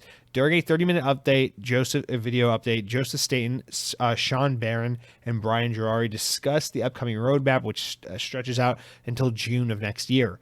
The game's winter update will run from November 8th until March 7th and will be included in the aforementioned Forge beta, campaign co-op, and mission replay. The update will also include new maps, detachment, and Argyle. Fuck me, I can't read. The following season, Echoes Within, Season 3, will include a new weapon, a 100-tier battle pass, and new equipment. A custom game browser, new game modes, and updates to Forge beta have been announced for this time frame, which begins March 7th and runs through June 27th, so a much shorter season than Season 2, that's for sure. Now, apparently, one last caveat, apparently there's been an exploit that people have discovered regarding the cancellation of local split-screen co-op. According to IGN and many people online, following the news that local split-screen co-op is no longer going to be in the game, players have already discovered a way to take advantage of a glitch to the home menu to make it happen anyway. So the steps, courtesy of Eurogamer and at Zenny_IC and at Halo Creation on Twitter, you can follow these steps and just get around it anyway. So if you go to the campaign menu and click load a save, you can hit play and quickly jump over to your friends list as soon as you hit play. As soon as the loading map appears, go to your friends list, join a friend who's idling in the menus, and you can then leave the fire team in a custom lobby under server, select offline, and now you can connect to your other controllers to profiles and click play. It's an oddly specific order of operations to figure that out, but of course a bunch of fucking nerds figured that out. Now, obviously, 343 may patch this out at some point in the future, as IGN reminds, but for now at least, it's here. Who knows if doing this might accidentally fuck up your save files or crash your Xbox, but for now it seems like you can use this exploit to get around it and play local split screen. Anyway, okay, there's so much to unpack here and so many ways to attack this. I want to start with an angle because this happened like the day the podcast went live last week, so at this time it feels kind of like old news. So I want to try to attack this story from an angle that maybe every other Xbox podcast hasn't already tackled it, just to offer some grasp at food for thought, at least in some other light. I wonder, because there is this ongoing belief, hopefully true, and rumor that 343 know that the Halo Infinite content drought is real and that it fucking sucks, and everything about this game and the way content in this live service game has just been an utter and complete mess. Obviously they know that. And we got to properly attribute it, guys, because we know, yes, in some form or fashion, the game has been basically in development since the completion of Halo 5. So for fucking long ass time. But that's not, of course, the entirety of the story, because as we know from the reports from Bloomberg, from Jason Schreier, from all the people previous and current at 343 who've spoken out, from all the reports, we know this game has had a massively tortured development. We know that the game we have today mostly got kicked into gear around 2019, not, didn't start in 2015, 2016, whatever. So it's a mess of a project. It's been started and stopped and rebooted and changed and rebuilt in the air so many different times in so many different ways. And the Halo Infinite we have today is not some one vision coherent project that started right after Halo 5 and was beautifully worked on from stem to stern all the way up until the release last November/December. We just know that's not the story. And a lot of the rumoring and the murmuring is that, and we know some of this to be true. Joseph Staten said this in interviews, I think late last year, that basically when he got to 343, he was really pulled in. He left Bungie, he came to Microsoft. He was working with Xbox Publishing for a while. He was not working on Halo. And then at one point, he was just kind of giving some advice to some heads and some leads at 343 and to Bonnie Ross, and it was basically just answering some emails. And at one point said, hey, if there's anything you guys need me to do, just let me know. I'm happy to help, as like a consultant guy. And then basically was roped in through his generosity and kind of lending, an inch and then kind of taking the whole mile, as I guess as the saying goes, but was kind of roped into the situation of being like, oh, hey, you're offering to help? Here, do this. And one thing led to another. And Joseph Staten basically went from like guy who worked at Xbox Game Publishing to like now the guy who has to fix the mess at 343, and kept continually have more tasks and more responsibility thrown onto his plate until he basically got thrust into this leadership position at 343 that he finds himself in today. So we kind of know roughly that story, right? He said it himself. And we've heard the stories about how basically when he got there, which was mostly when he really stepped into his role, which was mostly months after the Craig meme reveal of 2020, of the summer of 2020, basically into the fall of that year, his whole approach was, okay, guys, it looks like we have a pretty decent game here, but there's a lot of shit on the cutting room floor. We gotta hone in on what the best part of this game is and figure out what we need to launch with. And the whole thing was, Xbox, we need another year. Please delay this game. And team, let's hone in on what makes this game good. What are the best elements and aspects of this game? And let's try to push that to launch rather than try to get all the ideas into the game and try to make it just bloated ideas for the sake of having ideas. Let's try to have a unified vision, focus on the core of this game and what its core identity is, and push that to market. And we know, thankfully, luckily, with the team at 343 against all odds and despite all the setbacks and the many behind the scenes issues, what 343 ultimately had with Halo Infinite was a really, really, really rock solid core experience. That's why we all played that first beta last summer, and we're like, holy fuck, this game is so promising. That's why when the game came out and we all played the campaign for the first time, despite, people like me having some issues with this game really just being Halo 7 and abandoning the plot points of Halo 5, despite that, on its own merit, Halo Infinite's campaign is stupid fun and really, really cool with its storytelling and has some really high emotional moments. It's just a really genuinely great game on its own merit, you know? And we all loved Halo Infinite for a hot minute there. But I think what a huge part of the problem is that despite the fact that in the last minute, in that last year of development, some decent leadership was able to kind of steer the ship in the right direction and get, you know, scrape together what was there and get the project as on track as they could, given the constraints and the time they had. You know, despite all of that, which helped thankfully lead to a relatively solid launch and gave us a really great initial impression of this game, despite all of that, the struggle still remains once you get that base multiplayer out into the world, once you get that base campaign out into the world, the struggle still remains that this game has been in development hell in so many different iterations and fashions and been rebooted so recently that throughout its development to where we're in this situation where, like, sure, the core campaign's great. Sure, the core multiplayer is great, but we don't have any genuine roadmap, any true vision for what this quote unquote games as a service is to be. And in a large way, one of the biggest mistakes 343 ever made was in 2019 or 2020, whenever it was, I think 2020, by even acknowledging that this game was to be a games as a service. It would have been better if they had just pissed people off and left us all wondering what's the plan with this game and just treated it like any old Halo game and not called it a games as a service than for them to give it that title and then not be able to fulfill the promise. And so I think what we are genuinely looking at with Halo Infinite is they are quite literally, I guess not quite literally because it's not a ship, it's a video game, but they are honestly trying to rebuild the ship, so to speak, in midair. Like, that's what we're witnessing. It's not that 343 are dumb and incapable and incompetent.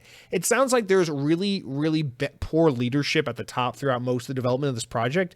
And there was some brain dead, horrible personnel and employee kind of, I guess, team management from probably higher up at Xbox, really outside 343, probably more with the head leadership of Xbox, who enabled and allowed this fucking terrible system of contract workers to come in and out of the project all the fucking time. Like, dude, it was a little disheartening. There were times during Halo Infinite's beta where it's just like, for a couple months, some random dude with like 800 followers on Twitter would just be like, "Hey guys, I'm working on Halo Infinite, you know, like the development and QA assistant campaign, whatever development sandbox design aesthetic." It's like whatever the fucking title was, and they're like, "I'm working on Halo, blah blah blah. My credits are Assassin's Creed and fucking Need for Speed, blah blah blah."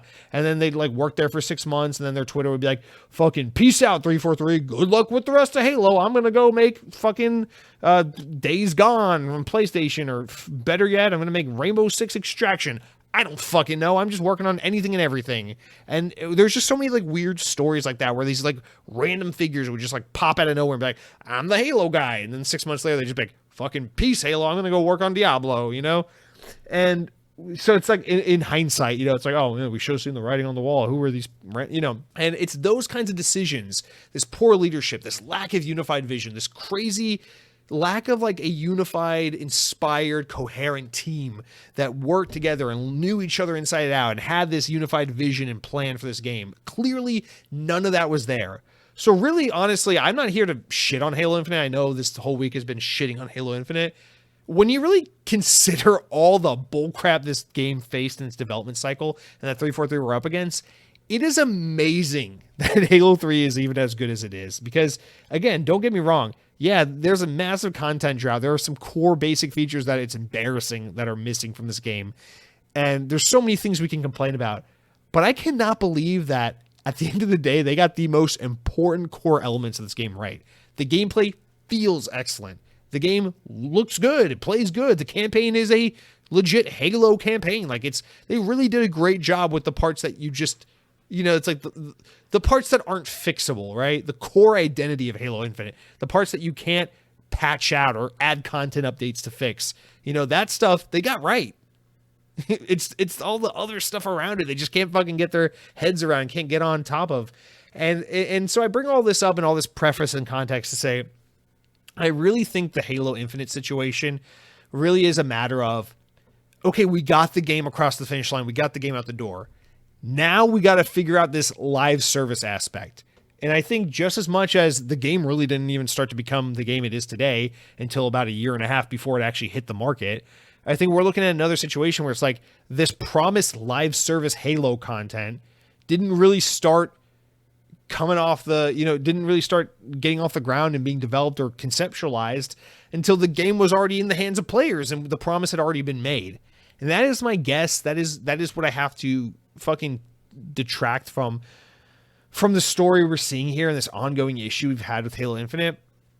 And so I almost wonder if, and this is like some fucking tinfoil, like ninja fucking brain twisting thinking here, but I almost have to wonder if there's this idea at 343 where it's like, listen, 2022 is a wash. No one cares. The whole year is fucking disappointment. But 2023 is a big year. It is highly competitive. There's so many high profile games coming out. It's going to be hard to be seen and cared about. And I almost wonder if 343 is like, let's fucking cut our losses and just basically abandon 2022 as much as we have to. And then that way we can just work towards having as much ready for 2023 that even though that season 2 massive drought we've been in for what seems like 3 years at this point, even though by the time we're from season 2 to season 3, it'll have been 7 generations and there will have been 13 more Honda Civic models released and 12 new presidents and goddamn Kardashians will be great grandparents by then. Despite the fact that will all be the case and it'll be rough to get through, by the time we finally get to season 3, by having this long drought and all this time to kind of just like not support the game and then suddenly support the game, maybe, hopefully, the idea is that we've been given enough time to where now we have enough together, we have enough of an idea, enough developed and enough in the oven, so to speak, that the wheels are in motion, the game is in motion, the seasonal content, the roadmap is in action. Season 3 so far is promised to be a 2 or 2.5 month season. That's normal. By Fortnite or Call of Duty standards, by most games with the fucking Battle Pass situation, that's normal. Cool. Maybe the plan is, guys, we just got to suck it up and get through 2022, but come 2023, the game will finally start getting a steady stream of content. And the reason is, if you just push out season 3 now and you're just not ready to have a season 4 shortly afterwards, you just prolong this season 2 drought we've been in. But if you can kind of just cut off the faucet right now, do what you got to do, and then kind of reset for next year, maybe the game stands a chance of competing and staying in the mindshare of an otherwise massively busy year that we're up against in 2023. Where, it's not going to be enough for Halo Infinite to be like, here's season 2, see you next year, Where you need to have season 3, season 4 shortly after that, season 5 shortly after that, where you need to have like new weapons, new maps, new abilities, new shit coming regularly. And so that is the only thing I can guess, because I think right now the whole plan is just like, hey, we had to delay the game from 2020 to 2021, and it was a big L. We kind of have to do the thing with the post-launch content where we just had to delay the roadmap for a while so that we can get ourselves caught up in development to the point where when we can finally start releasing stuff again, we have a steady stream of content. And the most important thing is getting that Forge mode out. I think this is the train of thought that has been adopted by most of the Halo community, right? Is that just get Forge over the finish line, because Forge is going to be the thing where the community can take the game over. They can create new game modes. They can create new weapons. They can create new game types. They can create new maps. They can push the content out into the world while 343 struggles to get new official shit out the door. And I get that. It is embarrassing to think that we know through all the leaks and all the videos and everything on the internet, like, dude, Forge is ready. We played co-op campaign online. There was a test flight for it. Why is that delayed till November? It's ready. We like all the leaks and screenshots and videos we've seen of the new DRM bandit looking weapon, like DMR, sorry, bandit looking weapon. Like, that shit leaked. Why is that game delayed to like April next year? Like, what the fuck? And so maybe they are holding some content hostage. But again, I think my speculation is that they're just like, guys, we need to endure this drought so that when we finally start releasing content, it's not like mini drought content. It's just like content, normal amount of time, content, normal amount of time. Because right now, they don't want to keep repeating the situation. And so that is my guess. That is my assumption, is that some of this content is pretty much ready to go. but they don't want there to be a drought after every content drop. They want there to be a sufficient amount of time between releases. And so we're paying the price up front today so that down the road, the release schedule is a lot more normalized. That's my hope. That's my guess. That's my interpretation. Because otherwise, I just really don't fucking truly get what's going on.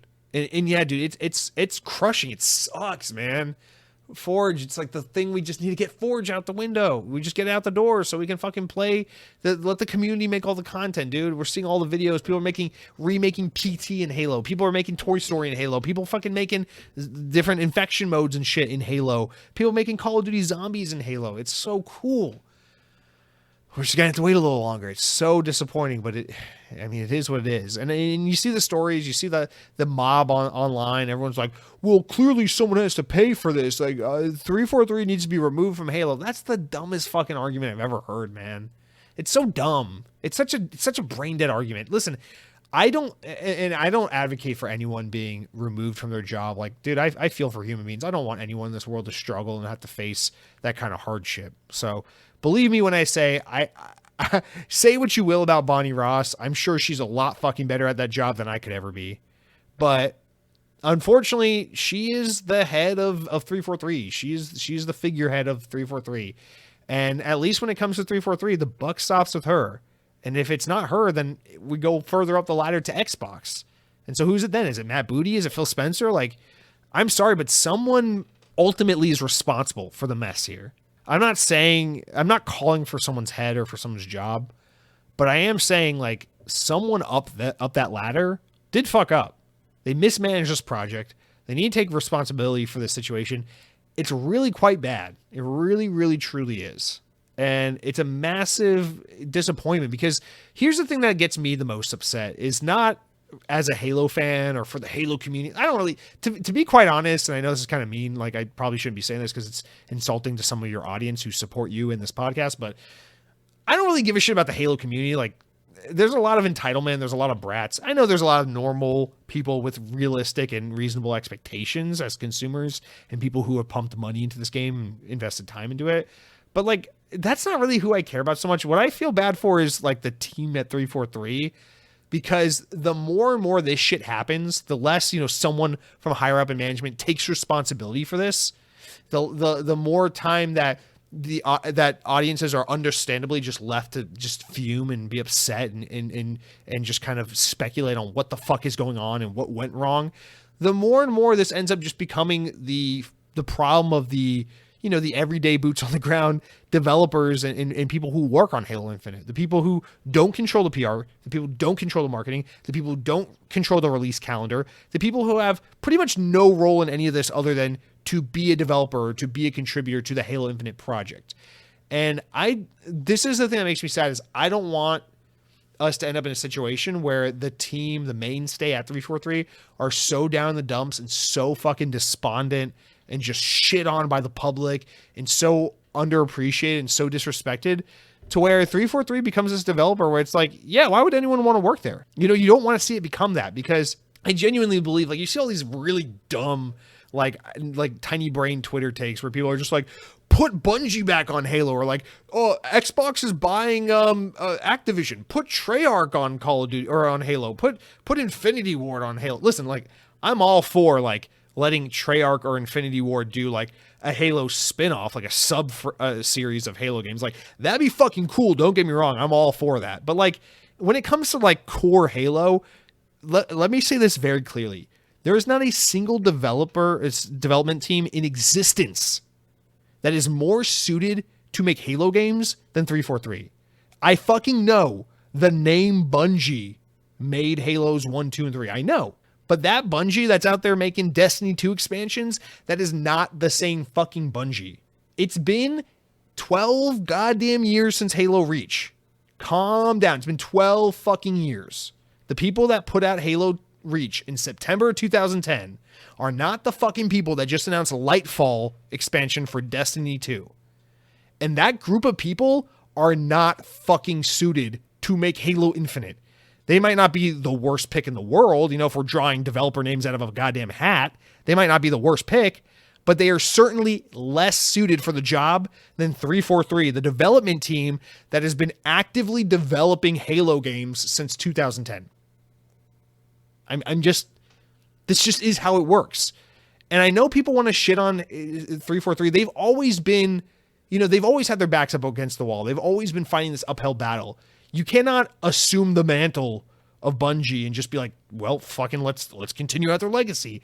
And you're always going to be criticized no matter which way you go, right? With Halo 4 and 5, like, well, they fucked with the formula too much. Well, it's like, I don't know, you can imagine a world where they try to be really faithful to what Bungie did with Halos 2 and 3, and people would have been mad. You can imagine a future where they tried to deviate and do something very different, which is what they did with Halos 4 and 5, and people were mad. You can imagine any kind of permutation, any kind of combination of direction to take with the franchise, and people would have been mad. 343 were always kind of pitted as the enemy because they were the guys taking this beloved franchise from the can do no wrong masters of game development, Bungie. And don't get me wrong, I'm right there with a lot of people. I think Bungie still this day is one of the great game developers of all time. I think their Halo games are some of the greatest games ever released. I think Destiny is a phenomenal game. But guys, let's drop it. Let's move on with life. The people who make Halo these days are 343. And 343 might have some serious management issues. It might have some serious it might have had some serious kerfuffles and shit along the way with the development of this game. And I do think there are some people who need to take some responsibility for this shit. If anything, just for the sake of protecting the team at large, the people that don't have a say in all the things that were mismanaged and went wrong, that tried their best against the odds to make this the best game it could be, and still things fell short because they relied on fucking contract workers for years. There's a fucking interview report with Joseph Staten from that Game Developers Game Notebook podcast. I need to listen to that episode. That's a really good podcast, by the way, where they the Game Maker's Notebook, hosted by Ted Price of Insomniac, where Joseph Staten was talking about how when he got there was just so many ideas being thrown at the fucking wall, so many things. They're conceptualizing crafting and fucking harvesting pelts and shit from enemies and things like that. It's a fucking full-blown Far Cry game. It's listen, clearly 343 got away from themselves and we're doing too much shit and we're not focused and clearly visioned. But look at the Halo Infinite we did get. Tell me what game aside from Halo Infinite feels the most like Halo of any game you've played in the past decade. Because Halo Infinite, to me, for my money, it feels like a pretty damn good Halo game. It's just really unfocused and is really missing a lot of meat around the bones. And so I'm not trying to give 343 a big pass or anything for this is a massive fucking blow. I understand there's a lot of people who are like, dude, you lied. Bonnie Ross said in 2016 it was a mistake to not have split screen co-op in Halo 5. We will make sure that's in Halo going forward. And there's some people saying, well, no, she never said that. She said co-op. I don't know. I don't really know, to be honest. I always interpreted that quote as, yeah, we'll put local split screen co-op in Halo going forward because you guys want it. That's always how I interpreted that. And so don't get me wrong. It's not lost on me that lies were made or at the very least, promises were made that were very easily misinterpreted, misconstrued, and led expectations in the wrong direction. Don't get me wrong. I'm aware of all that. But at the end of the day, it's man, listen, probably every podcast and discussion you hear on this story has probably told you off with their heads with 343. And I'm just here to say you got to understand this is probably a team mostly comprised of people who just want to get it right. Do you think anyone at 343 is out there man, I just really want to put out a game that's not quite as good as what Bungie did with Halo 3? No, that's not the case. This is a team that is cursed in a lot of ways. And a lot of this team just doesn't have the resources and the ability and the power to overcome some of the true issues that are holding the project back, which is clearly a management issue. So it is disappointing. It is shitty. I'll be honest, on a personal level, I don't like the lying and I don't like the misleading. And I do think Bonnie Ross needs to take ownership and responsibility for that. But at the end of the day, I have such a hard time being sympathetic with the whole split screen local co-op. I need it. It's dude, I am sorry, but you couldn't convince me of this in 2015 when Halo 3 came out. You sure as hell can't convince me of this in 2022. I just refuse to believe that there is a massive swath of the Halo community, the Xbox community, a platform so driven by the forward future nature of online gaming, that I'm supposed to just accept and believe that everyone is just waited with bated breath to physically drive to their fucking friend's house so they can sit down on the couch and have their TV screen cut in half, and so they can experience this campaign as a local co-op experience. I just refuse to believe that is a thing people are genuinely clamoring for. Couch co-op, I understand it is a historical staple of the Halo franchise. I'll be honest, at least for myself, man, I have no fucking interest in someone trying to split my TV in half and share my couch to play Halo. I'd much rather you stay in your fucking home, keep your germs to yourself, and we can play over Xbox Live, and I can enjoy all 65 inches of my TV without having to share with you, man. Like that's one where I'm just like, I don't understand why people are so bent out of shape on that. If you're upset about the misleading and the lying and the lack of clear, honest direction from Bonnie Ross's statements, that I can understand and respect. But if you're genuinely crestfallen that local couch co-op is gone or is being canned, it's like, I don't know. Let's maybe focus more on the fact that like custom games is broken and Forge isn't out, and there are not enough weapons in this game at all. There are not enough maps in this game at all. There's not enough equipment variety in this game at all. What's going on with this campaign expansions? Are we ever going to address the fact that you guys basically retconned Halo 5 and pretended it never happened in a way, or basically insinuated there was a Halo 6 that you just forgot to develop? Like, these are the things I'm a little more preoccupied with, but I guess we got to think about the 0.25% of gamers who are like, no, I want to go over to my friend's house and sit on their couch and pretend it's 2002 and listen to Breaking Benjamin while we fucking play Halo split screen co-op on a CRT TV. It's like, okay, bro, or a plasma screen TV probably. I don't like. Good for you, man. I'm sorry. I have a hard time being sympathetic with that one, to be quite honest. But yeah, the delays are no doubt upsetting. It's frustrating. And especially and I'll end with this. In a world where we're just continuing to see, it just seems like over here in the Xbox community, right? We just can't catch a fucking break with the content drought, not just with Halo, but with Xbox first party in general. Like, sure, we get cool indie games here and third party Game Pass games that launch day one into Game Pass, and there's always content to be played. I will not sit here and lie to you and say Xbox doesn't have enough games to play. But I will be honest and say Xbox's first party output, or like at least the cadence of their output, has been disappointing for sure. Like, honestly disappointing. Like, I'm not mad that Starfield got delayed or Redfall got delayed. I think it was expected. But man, it's just they cannot figure it out. What's going on with State of Decay 3? What's going on with Perfect Dark? Remember, the initiative was formed in 2018. That game should be in a state where like they have shown off gameplay and they are ready to ship it within the next 6 months. That's where Perfect Dark's remake should be. But instead, we just found out this year that the game's in development hell. A lot of core talent has left the studio. They've brought on Crystal Dynamics to help develop it. This is an endemic issue, it seems, across a lot of Xbox studios. We've seen the reports of some turmoil over at State of Decay developer Undead Labs. I don't know, man. I want to sit here and say 343 is not fit to make Halo. Bring back Bungie. Whatever. Fucking armchair game develop all day as much as you want. But for my money, from my perspective, where I'm sitting, from what I'm seeing, looking at Xbox as a whole and not just Halo, it seems like from a top-down perspective, Xbox has some serious high-level managerial clusterfucks going on that are really impacting all of their developers. And they got a couple developers who seem to really be able to self-control themselves, seem to kind of self-regulate and manage themselves. You know, you look at like Playground with Forza Horizon, how they're able to consistently get those games out every 2 to 3 years, and they're always polished and content complete and beautiful and better than the last one. Great. But that's the exception, not the rule. Because I'm looking around, and this is an endemic problem to Xbox's game studios in general. So maybe it's Bonnie Ross, maybe it's someone above Bonnie Ross. And listen, man, like I'm not an insider. I'm just literally a nobody who just likes to talk about Xbox to himself in his boxers every Wednesday night. Like, I don't know shit.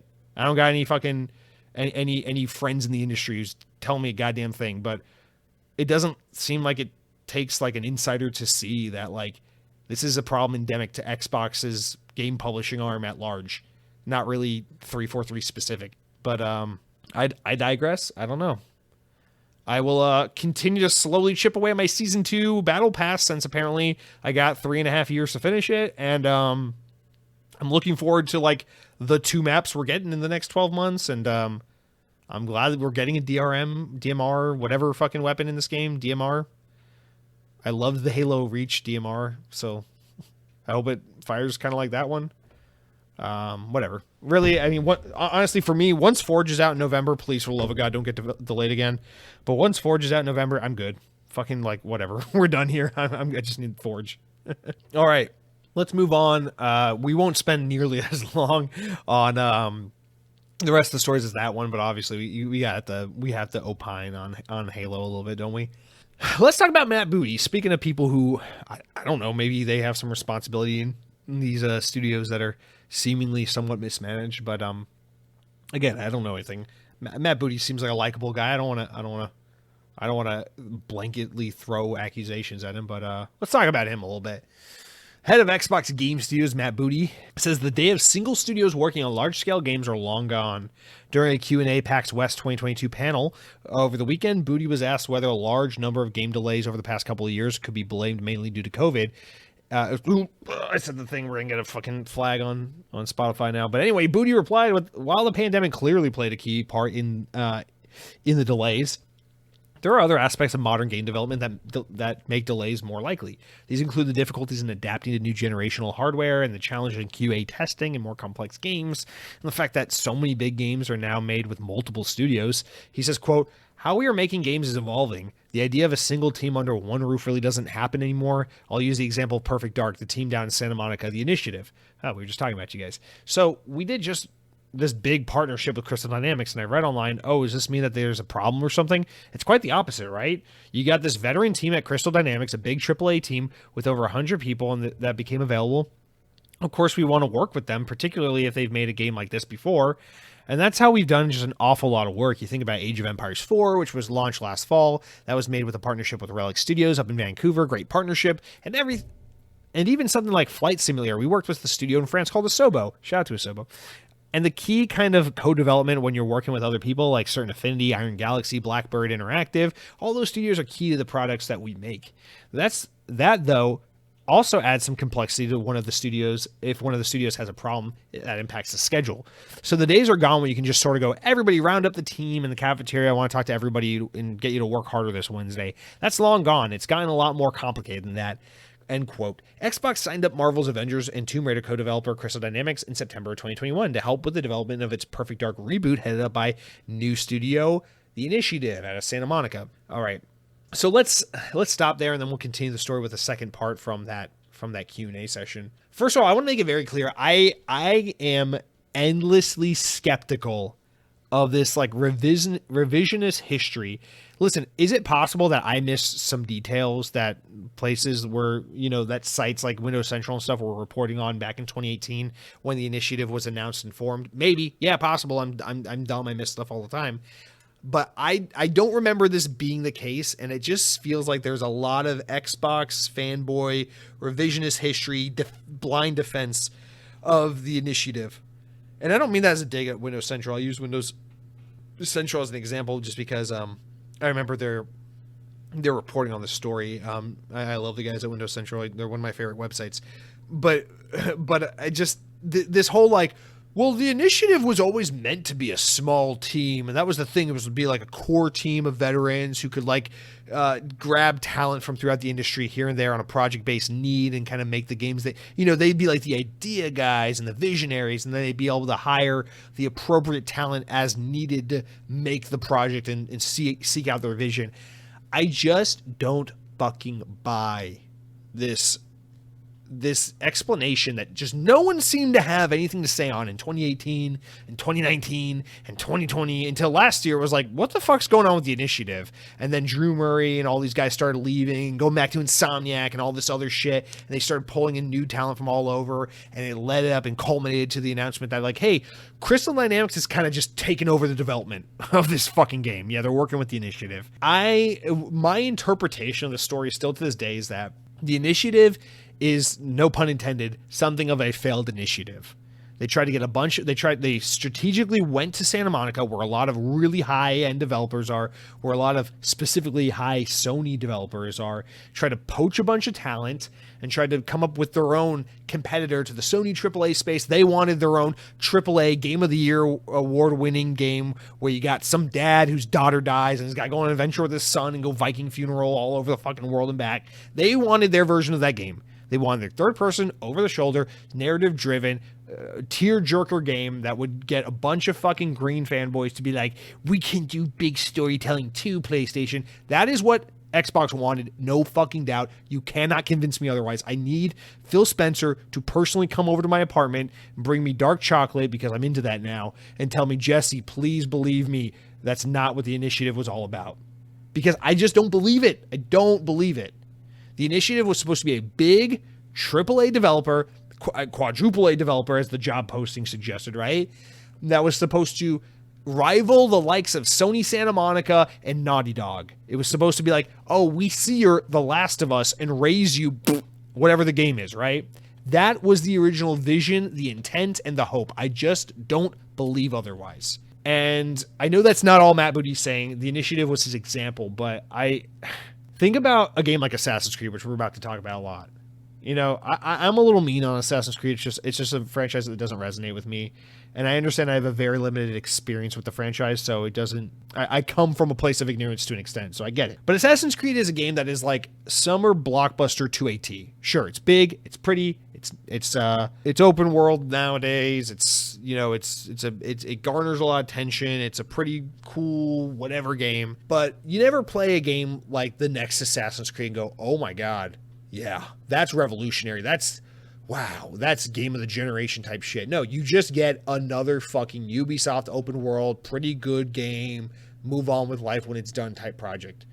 And when I think of these games that are made all over the world, pulling teams from this country, that, you know, you got teams in Canada, you got teams in the US, you got teams in fucking France, you got teams in the UK, you got a team in Singapore, all these teams pulling together to work on all these different aspects, like Call of Duty, right? You got all these teams from all over the world coming together to work on this project, right? You never think of the game that really changes the industry. You think of maybe big blockbuster games that sell big numbers, but you think about what the initiative was obviously supposed to fucking be.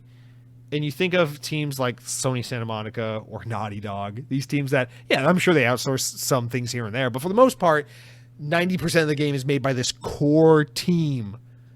This one studio that has a specific culture, a specific vision, a specific dream and aspiration for a specific project, and they're able to carry out that project from stem to stern with that vision intact.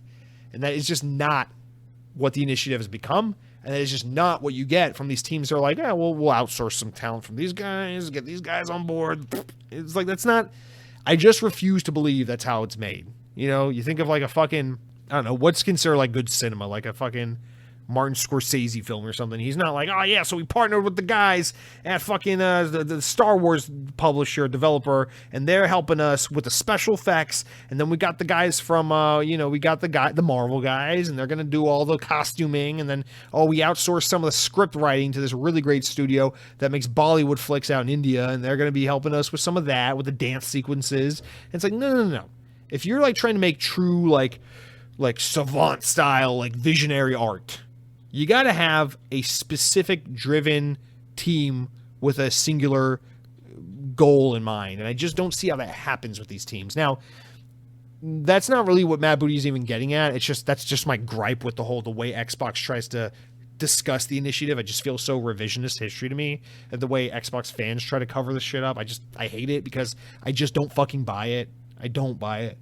But what Matt Booty's talking about at large, now that I've gotten my gripe out of the way, is the way the games industry has changed. And I do buy this in a larger, more broad sense. That, yeah, this is a lot of how the industry is working. And this is what I kind of noted at earlier when I was trying to give Jim Ryan and Sony a little bit of defense about like the way they have to play smart because they don't have the money to play aggressive like Xbox does. Is that this is clearly a thing that is happening. Games are becoming so bloated, so expensive to make, so difficult to make. They're so multidisciplinary. It's just not easy for you to be like, hey, here's a team of 50 guys, make a next-gen game. You know, it just doesn't work like that for the most part anymore. And so, yeah, ideas, aspects, parts of development are just outsourced to all these teams.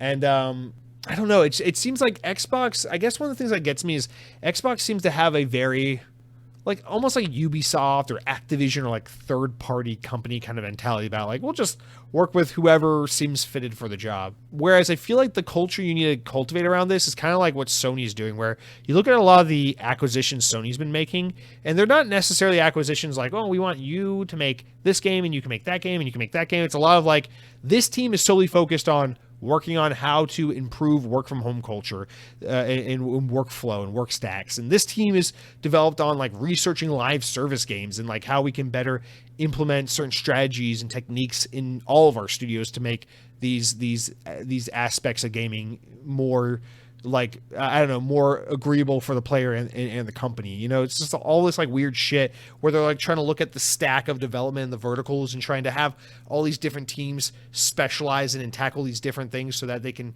kind of better the whole of Sony Interactive Entertainment.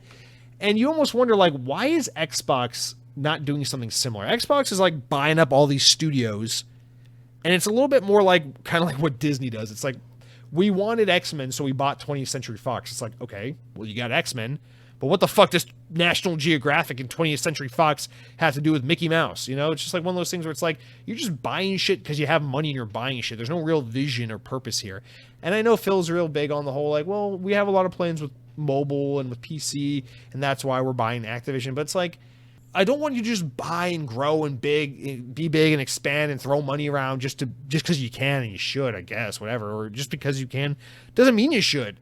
I want Xbox to be able to maintain and develop and maintain, I should say, because I don't really have much of one currently, a core identity.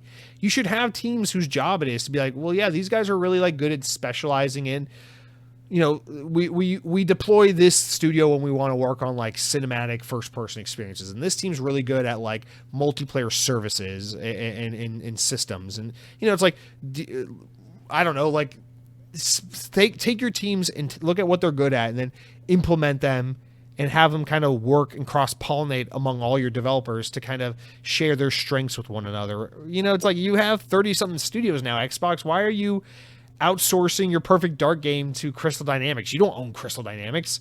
Fucking Bethesda was talking about this very thing, actually. Bethesda has this culture already. They're talking about how, like, it was like, yeah, well, of course we made Doom 2016 and Doom Eternal, but like, yeah, like the Wolfenstein games developed this monster, and the guys over at what are they called? The Redfall developer, fucking Arcane, came up with this multiplayer concept or this gameplay mechanic. And it's like, these teams, they're like a family. They cross-pollinate, they share their strengths and weaknesses and help learn and improve with each other. It's like, they need to adapt that culture into more of the proper Xbox Game Studios culture and within those teams, because it's like, wouldn't you want it to be more like, yeah, well, the initiative's really good at, you know, their narrative and storytelling in their games, and we like to have them specialize in like sharing that with other teams. They're also really good with Unreal Engine 5, so they're kind of like the experts at working with our other teams in that, and they actually are doing a little bit of that. Spoiler alert, we're about to get into that story.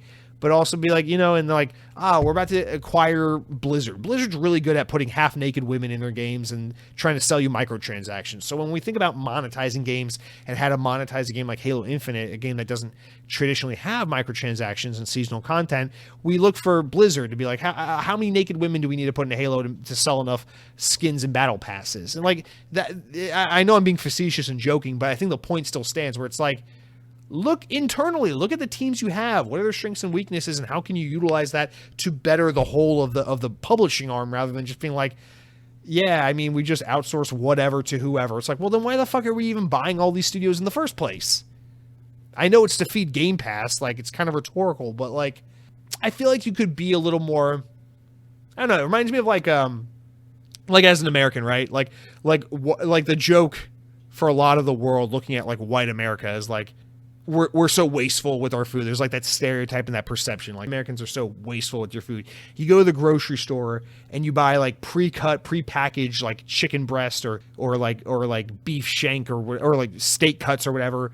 Whereas like in so many parts of the world, it's like you buy the whole fucking chicken. You buy this whole like section of the cow or whatever, and you be very utilitarian, very useful with all the aspects. It's like you cut the chicken up yourself, and you use the bones to make stock, and you use the breast to make this meal, and the thighs are good for this meal, and you can do all these different things, and the whole thing is versatile.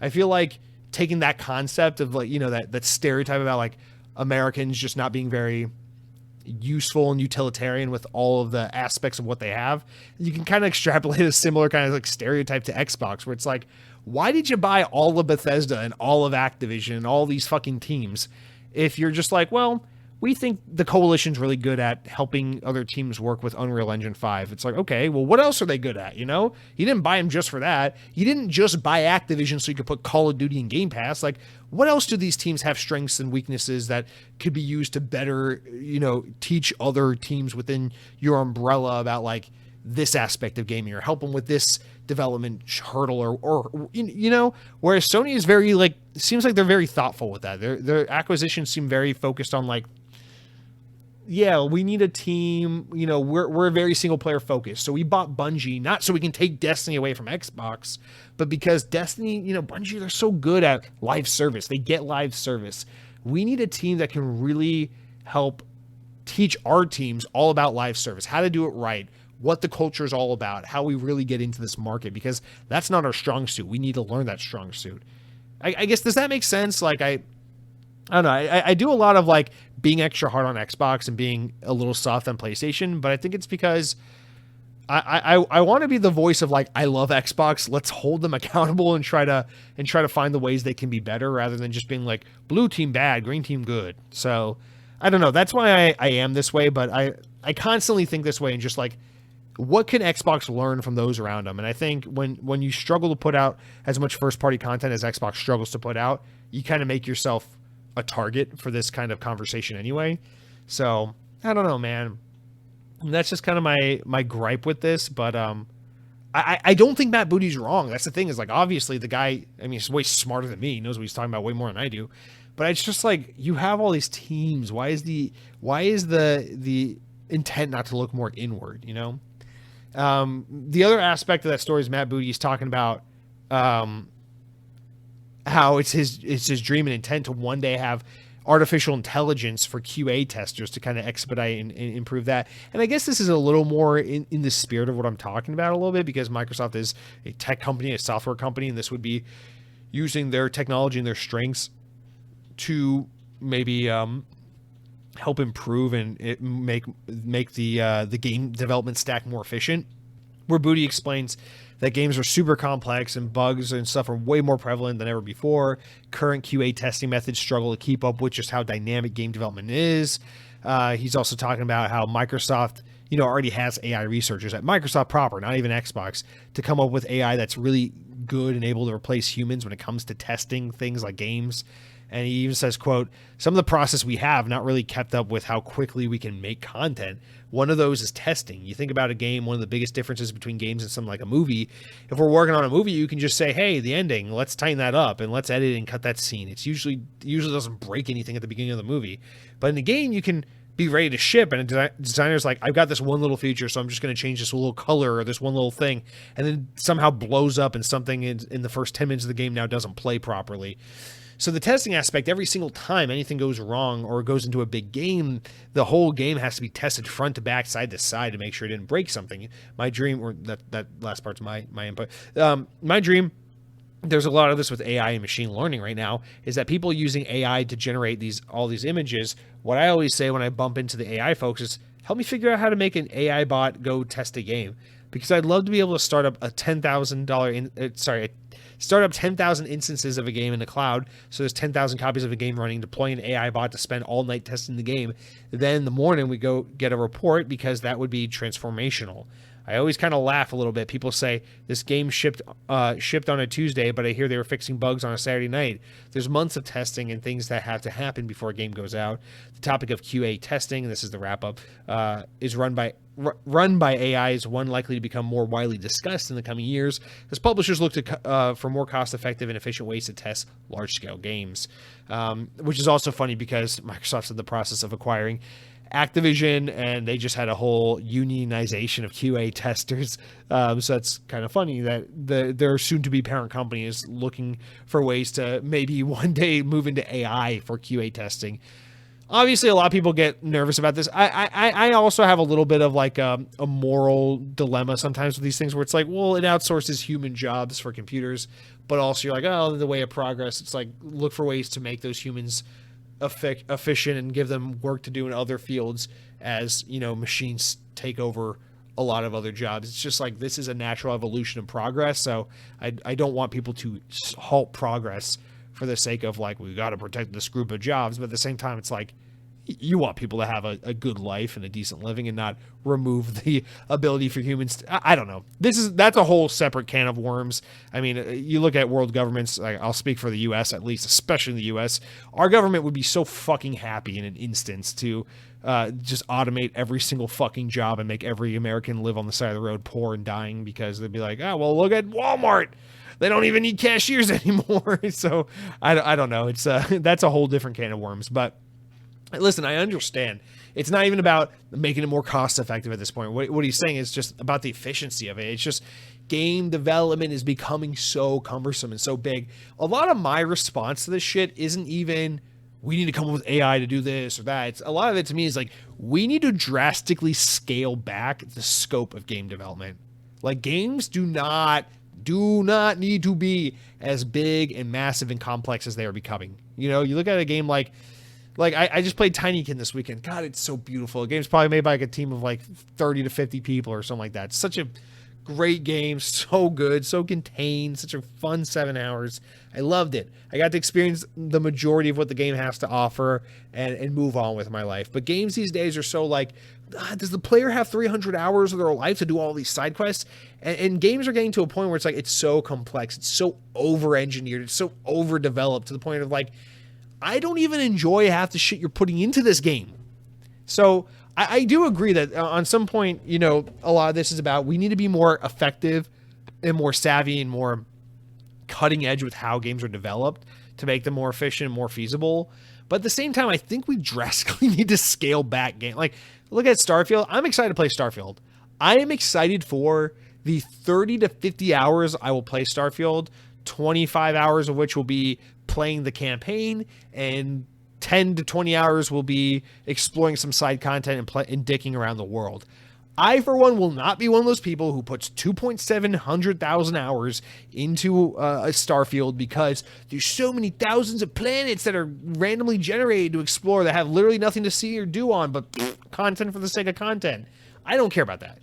I'm so turned off by these games. They're just like, so much to do, so much to see. Look how realistic. Like, remember last year when when Vanguard came out, or they were comparing like Modern Warfare 2019's fruit to Halo Infinite's fruit. It's like, dude, I will take shitty looking fruit in the background of a multiplayer map over just overdeveloped, bloated, super high budget bullshit games any day of the year, any day of the week. Like, who fucking cares, man? Games are so, I don't know, like, everything's trying to be too realistic, too over-polished, overdeveloped. It's like, dude, just calm the fuck down for a little bit. Make something a little bit, like, cartoony looking. You don't need 7,000 fucking drug trip side missions in your Far Cry game. I get it. The developer's French. You have a lot of trippy drug missions. We fucking get it. Ubisoft. Okay? Like, calm. I think that's the other huge part of the conversation that just doesn't get brought up enough. Like, look at the statistics of these games. Who the fuck is actually pouring in that much time? Like, I'm sure everyone listening to this podcast can think of a game or two where they invested a massive amount of time into because they got so enveloped and lost in the project, in the game. But how many of us are really out here putting like 200 hours into every fucking game we play? So I think that's another really important aspect. It's just these games are just so overdeveloped, overpolished, overdone. It's just like, focus on the things that matter. Don't focus on like, oh, look how realistic. Look, when your kid dies in The Last of Us, it's just so realistic looking. Look how dead they are. It's like, cool. I don't care. Mario Galaxy's a better game than this. Like, what do you want me to fucking say, dude? Like, God, for all the problems Halo Infinite has, I'm so glad one of them isn't 343 lost 6 months of development to make sure their fruit looked perfect. And I understand that the problems are far reaching outside of just like, well, games are really dense with content and games have to be really pretty and 4K assets are hard to develop and put into games and whatever. I understand there's a lot, and I understand that I don't understand a lot, but this is a two-sided argument. Yeah, we need to invest in more efficient game design, more efficient development strategies, and maybe investing in more technological advancements that can help streamline these processes. But like, we also need to chill the fuck out with our games, okay? The best games I play on an average basis tend to be games that are like, hey, I'm going to take a weekend of your life. I'm going to leave you with a really memorable experience. And then you're going to be able to go grocery shopping and learn how to make a fucking souffle and take your girlfriend out on a date and work a full week at your job and focus on your career and focus on some other hobbies if you got some of those, and pet your kitty and take a fucking shower. Like, dude, imagine a game that's just like, hey, you should maybe stretch and like drink water sometimes. But these fucking games, it's just like, okay, log in, tell your mom you're dead, and just fucking, hey, you are a fucking cyberpunk now. That's your life. You live in Night City. Your vehicle constantly clips through the roads as you drive down the streets on your PS4. I don't know, man. Whatever. Let's move on with life. Talking about Tencent. Fuck. Thought we were in the clear. All right, VGC reports. We'll get through this. Ubisoft have announced a major strategic partnership with Tencent. The Chinese gaming giant is set to acquire a 49.9% economic stake with 5% voting rights in the Guillemot Brothers Limited, the holding company of Ubisoft's founders. Tencent's investment in the Guillemot Brothers Limited account of €300, 300 million euros, which is 297 million US dollars for people who look at real currency, suck at Europe. Just kidding. Please don't stop listening, British people. You guys don't even use euros, so you don't have to get upset. Separately, Ubisoft has authorized Tencent to raise its direct stake in the Assassin's Creed publisher for 4.5% to 9.99% of the capital of voting rights. A stake it won't be able to further increase for a period of 8 years. Ubisoft said the partnership with Tencent will, quote, cover the development of mobile titles for several of Ubisoft's major franchises and launch of several of Ubisoft's PC titles in China. The French publisher's government is unchanged by the deal, and the Guillemot family retains exclusive control of the Guillemot Brothers Limited. In April, it was reported that the company behind Rainbow Six and Far Cry series were attracting takeover interest from several private equity firms. And the following month, it was claimed that the Guillemot family was considering teaming up with a private equity firm to acquire the company. Quote, there has been a lot of talk around consolidation in the industry and at Ubisoft in particular, says Ubisoft CEO Yves Guillemot during the company's full year earnings call back in May. Our overall position is clear and well known. As said last February, we have everything we need to remain independent. We have the talent, the individual financial scale, in a large portfolio of powerful IP to create massive value in the coming years. It has provided us with a plan to build strategic partnerships with the biggest players in the entertainment and tech. The current speculation is putting a plain sight in real appeal and value of our assets, of the value of creation potential, whatever the fuck that means. As mentioned before, as a public listed company, it is the best practice for our board to review any offer in the interest of the shareholders and of our great team. So, we'll get into the other big Ubisoft story that has more to do with games, Assassin's Creed, in a minute. We won't dwell on this for too long. The thing about Ubisoft is they just seem to always be a target. Everyone wants to do some fucking hostile takeover of Ubisoft. If you remember, maybe 7 or 8 years ago, it was Vivendi Universal was slowly trying to gobble up as much stock as they could of Ubisoft and try to do a hostile takeover of the company, and the Guillemot family started buying back a lot of stock and trying to fight them off. And now, in more recent times, it's been this whole like, oh, these private equity firms are trying to get in and trying to buy out. And, you know, shout out to the Guillemot family. They've clearly tried their best to remain the owners and the spearheaders of Ubisoft for all this time. They tried to keep the company as independent as possible. And that's cool. It's admirable, and I like it. But, dude, it is just... At this point with Ubisoft, they are just buying time. Like it's admirable, and I respect the hell out of them for it. At least they're not like all these other fucking developers. They're like, "What's up, gamers? We're so fucking thrilled to announce that we're partnering up with Tencent, and we're gonna make fucking awesome, dope ass mobile games. Do you guys like shooting lame ass gamers? Do you guys like getting scrubbed from the fucking scoreboard? Well, you're gonna love Fusion Rifle Attack Brothers mobile, free to play, season 3 out now." That's more content than Halo Infinite has. But like, I don't know. There's just like so many of these fucking lame ass developers who are so quick to be like, "Oh, Tencent money, yes." And so like, I really do want to stress and emphasize how much I respect Ubisoft for just trying to go above and beyond and be like, listen, we're trying to remain independent. We want to continue to do their thing. Obviously, they're a publicly traded company. They're not independent. But they want to remain their own publisher that has their own teams and their own identity. And I give Ubisoft a lot of shit because I'm not particularly the biggest fan of a lot of their titles, but Ubisoft does strike gold every now and then. I am a Far Cry fan. I have been known to partake in the Far Cry franchise from time to time. I loved that Starling Battle for Atlas game from 2018 that completely flopped, that no one gave the time of day, but it was actually a really cool game with a lot of promise and would have been awesome if we ever got the sequel to that game. Ubisoft has definitely done some cool shit, and I still always root for them because even if they're not always doing something that directly speaks to me, they are kind of beating, marching to the beat of their own drum, as they say, usually in regards to Nintendo. But I think Ubisoft does that a little bit as well, and I respect it. They had a huge influence over the past decade plus with open world game checkbox design. I think they have some creative teams. They have some really creative figures, and they've done a lot of really cool shit. But at this point, it's like, dude, Yves Gomon's an old guy, and these guys are probably getting fucking tired. There's only so much of this staving off investors and these private equity firms and these companies that are trying to get in. There's only so much of that you can do for so long before it's like at some point you just gotta let it go. You can't fight it off forever. You're not going to be able to do that for too long. But so Tencent already had a small 4.5% share of the company, and now or direct stake, and now it's been raised to 10%.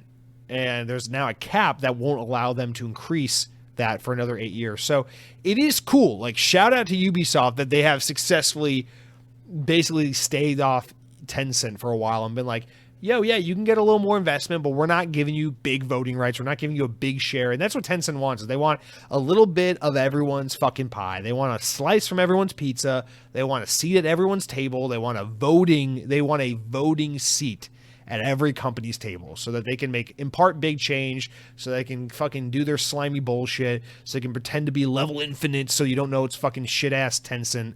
And I like, again, massive props to Ubisoft for trying to be like, listen, there's only so much we can do, but we are going to try and keep you. Again, they're a publicly traded company.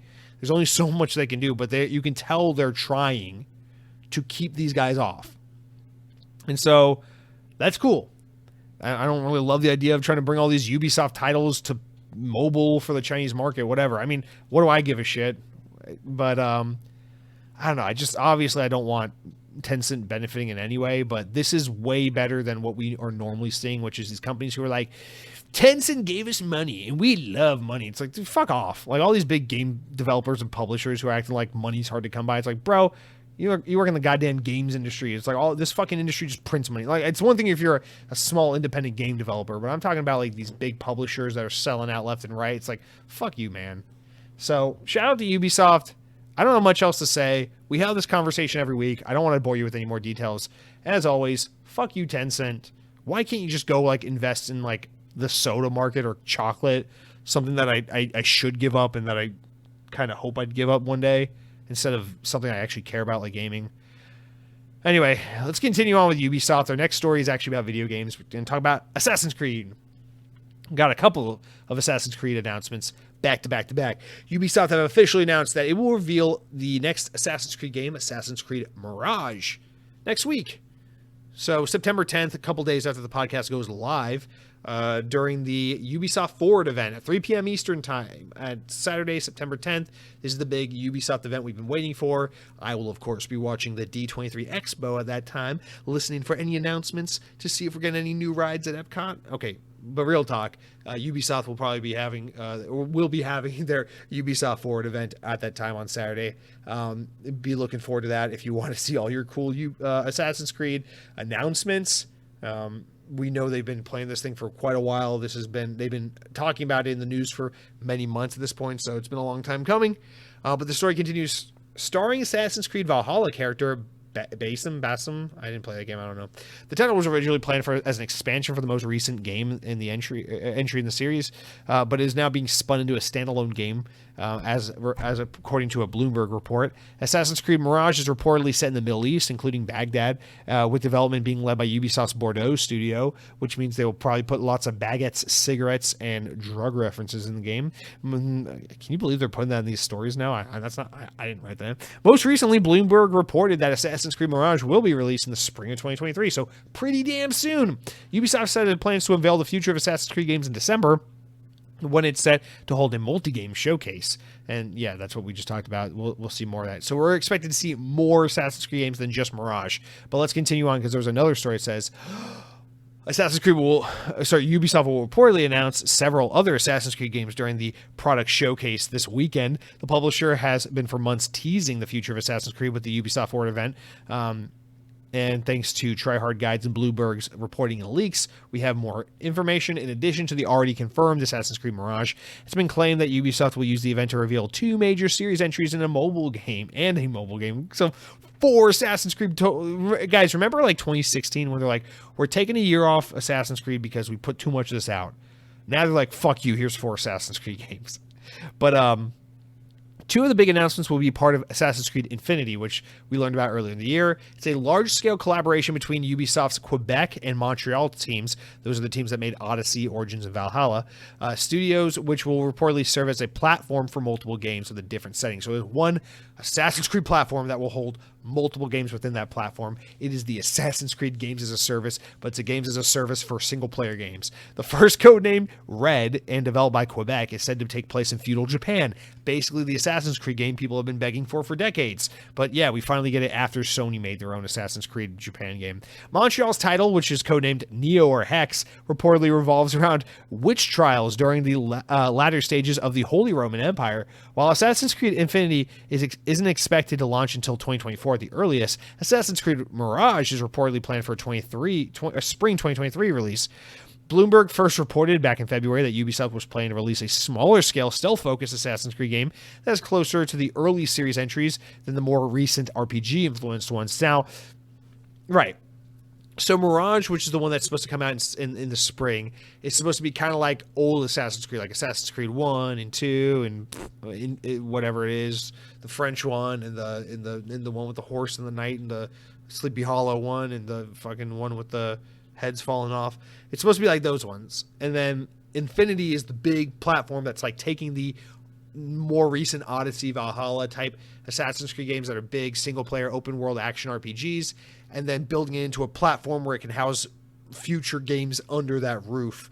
And that is where these other 2 projects, the feudal Japan and the ancient Roman Empire entries, will eventually come to. So I guess the idea is like, here's your more classic Assassin's Creed game coming out imminently to hold you over, and here's the future next generation of Assassin's Creed, and here are 2 of the projects that you will get in Assassin's Creed Infinity. So when you break it down like that, it's not as ridiculous, and then there's a mobile thing somewhere in there as well. Who cares?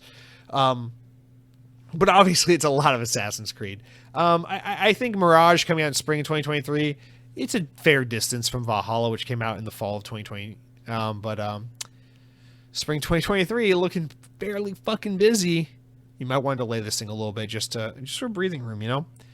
But I don't really have much to say on these because obviously we haven't seen them yet. I don't want to talk about it at large, and then, a day or 2 after you hear this podcast, boom, it's been shown off. We got gameplay, we got pictures, we got all the development diaries and all that shit. So I don't really want to get too into it, but Assassin's Creed is coming back in a large way. Ubisoft's got a lot of it. And the thing is, it's just Ubisoft has run into the issue before where they did the Assassin's Creed fatigue and they had to step away for a while. And I hope that's not what they're getting themselves into again, because we know that right now a lot of the issues they're having is just kind of like some of these games are underperforming. Some of these games are just not finding their audience. All these games as a service titles they were doing, all these free-to-play multiplayer games they were doing. And so hopefully this isn't, these games end up panning out for them, because Assassin's Creed is no doubt their biggest franchise, but you really hope to see that it pans out for them and it ends up being, not another thing to help deter Ubisoft, because we've just been seeing so much of this whole it's not working out for Ubisoft right now thing, and hopefully that's just not the case. All right. And then our final story before we get into the wrap up is that this is from IGN. We haven't used IGN in a while. I don't know how much I have to say about this. It kind of contradicts some of the things I was saying earlier, I guess, showing that Xbox is being a little more savvy with their teams. But State of Decay 3, we haven't had much news on it in quite a while. But the Xbox Game Studio head, Matt Booty, has just revealed that the upcoming game is being made in Unreal Engine 5 with the assistance of Gears of War developer The Coalition. As reported by WCCF Tech, Booty appeared on Major Nelson's podcast and shared some interesting behind-the-scenes details on development of State of Decay 3, saying, quote, "You mentioned State of Decay 3 developer Undead Labs. They're working on with the Coalition up in Vancouver, our Gears of War studio, using some of the technology around Unreal Engine 5 and some of the stuff that's been in Gears of War before to bring State of Decay 3, Matt Booty said to Nelson. Last week before, we spent all day at Undead Labs in Seattle, which was great, getting the update on State of Decay 3, which has really got some cool stuff in addition to the fact that State of Decay 2 just continues to grow its user base. It's kind of like the stealth thing where it just keeps growing and growing, and the cool thing, and it was cool to get an update. I think it hit 11 million lifetime players for State of Decay 3 now, which is pretty cool. All of that and the things that they're doing there really are a test bed, a proving ground for all the stuff that's going to be in State of Decay 3. Booty also disclosed how he and the team had learned from other teams about the progress of their game and how these studios are sharing technology back and forth. It happens at various summits. We have a structure in place. We just call them summits, where we get subject matter experts together for a day or two.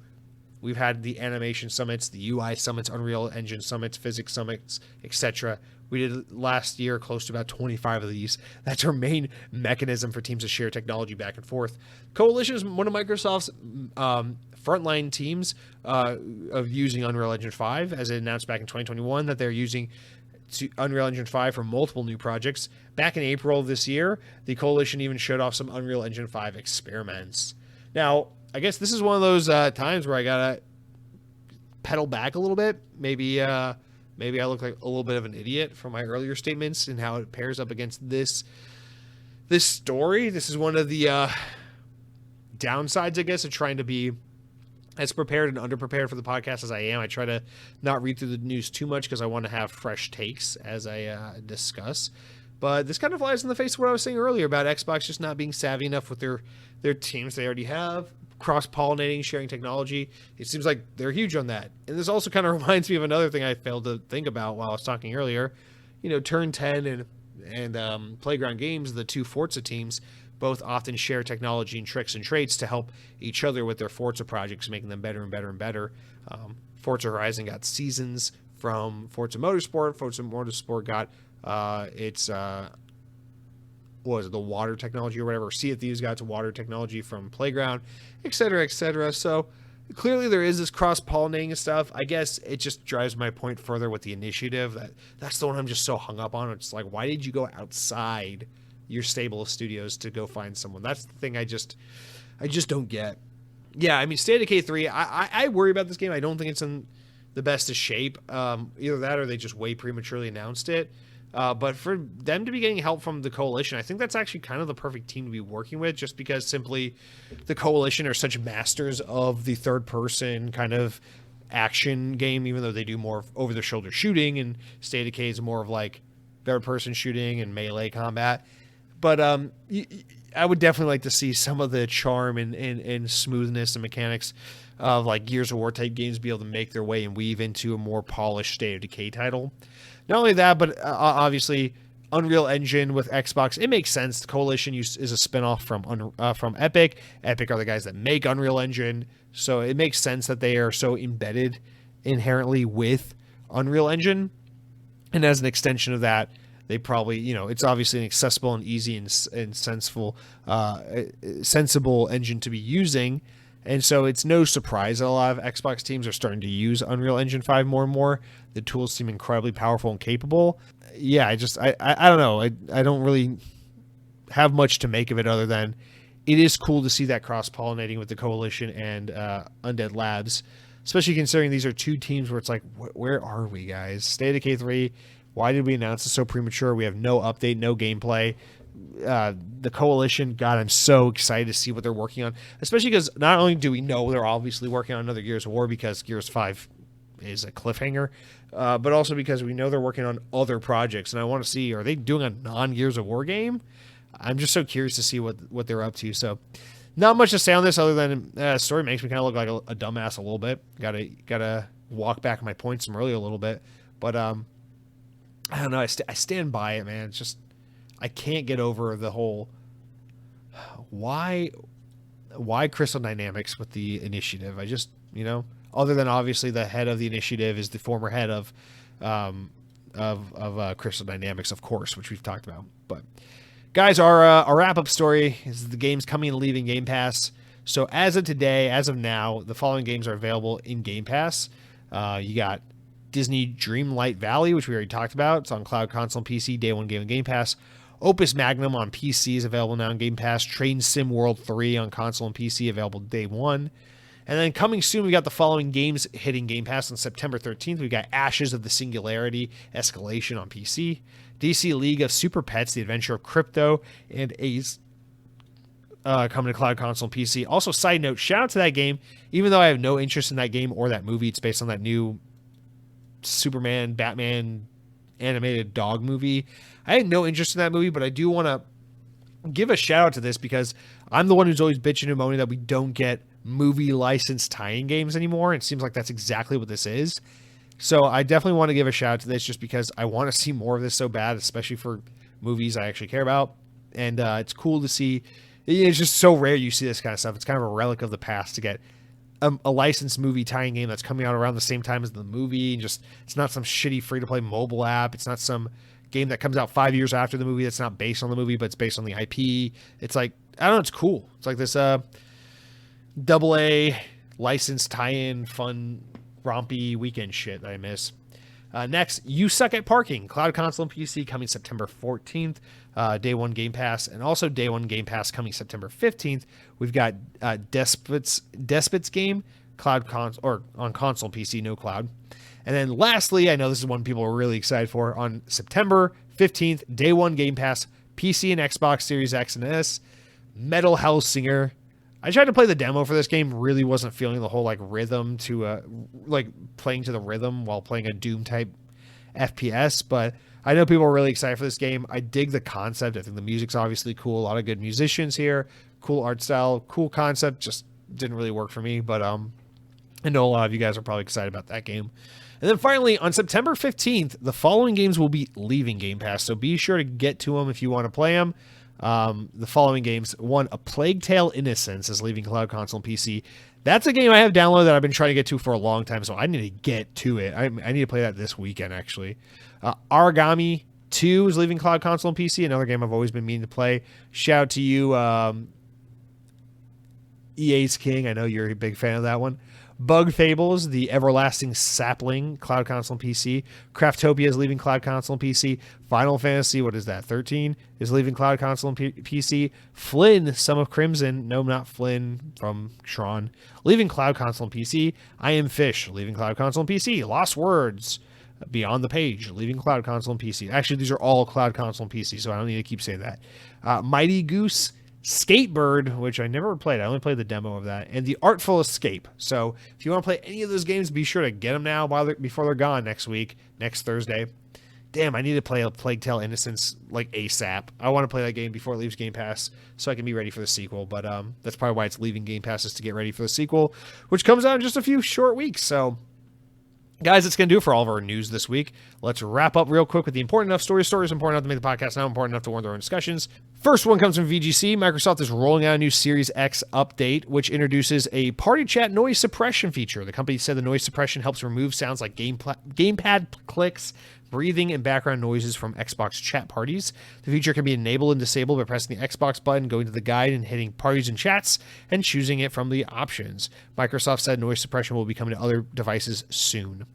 Next up, LOL, VGC reports that it looks like Elder Scrolls V Skyrim Anniversary Edition may be coming to Nintendo Switch after it was already released in the other platforms a year or so ago. So more Elder Scrolls Anniversary coming because they just re-release that all the fucking time.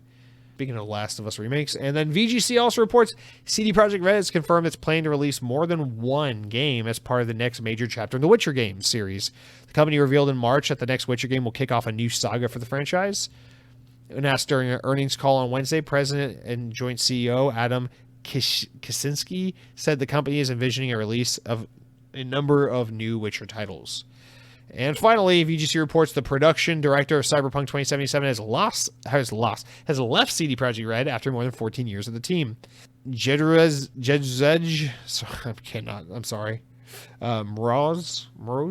joined CD Projekt Red in 2007. Posted a message on his LinkedIn page on Monday saying that he's left, as spotted by Twitter user Idle Sloth, big Xbox guy in the Twitter community, or big gaming guy, I guess, on Twitter. I see him all the time pop up on my feed. Anyway, quote, "Thank you guys, and thank you CD Projekt Red for a spectacular 15 years. See you around. I will miss you. Time for something new," wrote Mroz, who started as a junior QA specialist in December of 2007, working on the original Witcher game. He's come a long way. Good luck to him. Hopefully he goes on to do something really awesome that he's happy to do. And that's it for all of our news this week. Now, guys, it is a fucking long-ass podcast. I expected this to be just under 2 hours. It looks like we're coming in at just under 3 hours. So let's run through the comments real quick. You know how it works. You head on over to youtube.com/XboxOnPodcast. Click on the latest episode. Leave a nice comment. Say, "Jesse, thanks for the long podcast. They helped me get through a grueling work week." And I'll say, "Thanks, man. I really appreciate the kind words." Or you can say, "Jesse, you talk too much. Maybe if you talked more about makeup tutorials and you talk more about yoga instructions, you could actually do something useful. But instead you just talk about video games, and video games are for losers and children. You are both. You are a child loser, and I hope that your mother goes back in time so she can lose you as a child in the grocery store and then go home and pretend that you never existed because you suck." And I'll be like, damn, it's not a bad idea. And then Zeke Robinson wrote in and says, "Amazon buying EA would be the worst thing ever. Unless they make Titanfall 3, then it would be the best thing ever." Facts. All right, hippies write in. My mom writes in. She says, "So as someone born in the 1960s and also as your mother, I would just like to say that hippies are always and will always be awesome. And you don't have to say dirty, and you don't have to be dirty to be a hippie. And you were kind of sort of raised by one, so you know." Okay, well, I'm not a hippie, and I still think hippies are dirty, and I still think we should take those really heavy-duty pressure washer hoses that firemen use to put out fires and just hose all the hippies, and it'd be pretty cool. All right, next up, Cronky writes in and says, "Konami guessing? Any announcement from Konami is good news. I want to see any movement at all. They own so many awesome IP. I'd love to see Silent Hill, MGS, or Castlevania. That being said, what do you think they'll show? My money's on the Castlevania Souls-like game. I think a Castlevania Souls-like game is the absolute correct thing to do with that franchise. I think Bloodborne is basically just a Castlevania game, and they need to just take that success and capitalize on it by making Castlevania a Bloodborne game now. But I don't think they're smart enough to do that. I think what they're probably doing is remaking Metal Gear Solid with Sony. I think that's probably what's most likely happening, is that long rumor that Sony has a team doing a remaster of a ground-up remake of MGS1. That's my honest to God yes, and I don't have another one. Next up, I wrote why. Compassionate Choice LLC writes in and says, "Jesse, I'm still alive and well. My little brother just spent a day at Disneyland Paris / Rainforest Cafe. Hell yeah. Jealous to say the least. Why can't the CCP screw off from gaming? I also am an electrician and just finished wiring my first house and start to finish. Also, no more Activision poo-poo talk. Okay, Activision is cool. CCP sucks. You're an electrician, which is fucking cool. I always envy people who actually know how to create things, fix things, do things, set things up, tear things down, because all I can do is just answer emails and be obnoxious. Also, your little brother is the luckiest man in the world, because I want to go to the Rainforest Cafe in Disneyland Paris so bad, but they're about to tear it down to the ground for a new expansion they're doing over there, so lucky him. I wish I could be him right now. And finally, our wrap-up comment we always get from Headhunting Halo. Love this guy. He says, so I bought Pac-Man Repack, and wow, I love it. Never played the old one, but wow, I beat it in a single sitting and had a blast. I also went back to Master Chief Collection. Halo Infinite is making me so mad lately. I understand things happen, but it's a disaster from the start now. I have to wait even longer for Season 3. Cancel co-op mode, and still no word on Forge. Master Chief Collection needs my love again. So I'm backing off Infinite. Just too many things jacked up. Are you excited for Pinocchio on Disney Plus this Friday, as well as Cobra Kai? Have a good week, Jesse. God damn it, Headhunting Halo. Okay. I'm glad you like Pac-Man Repack. I hope you didn't buy on my recommendation because I was not very high on it.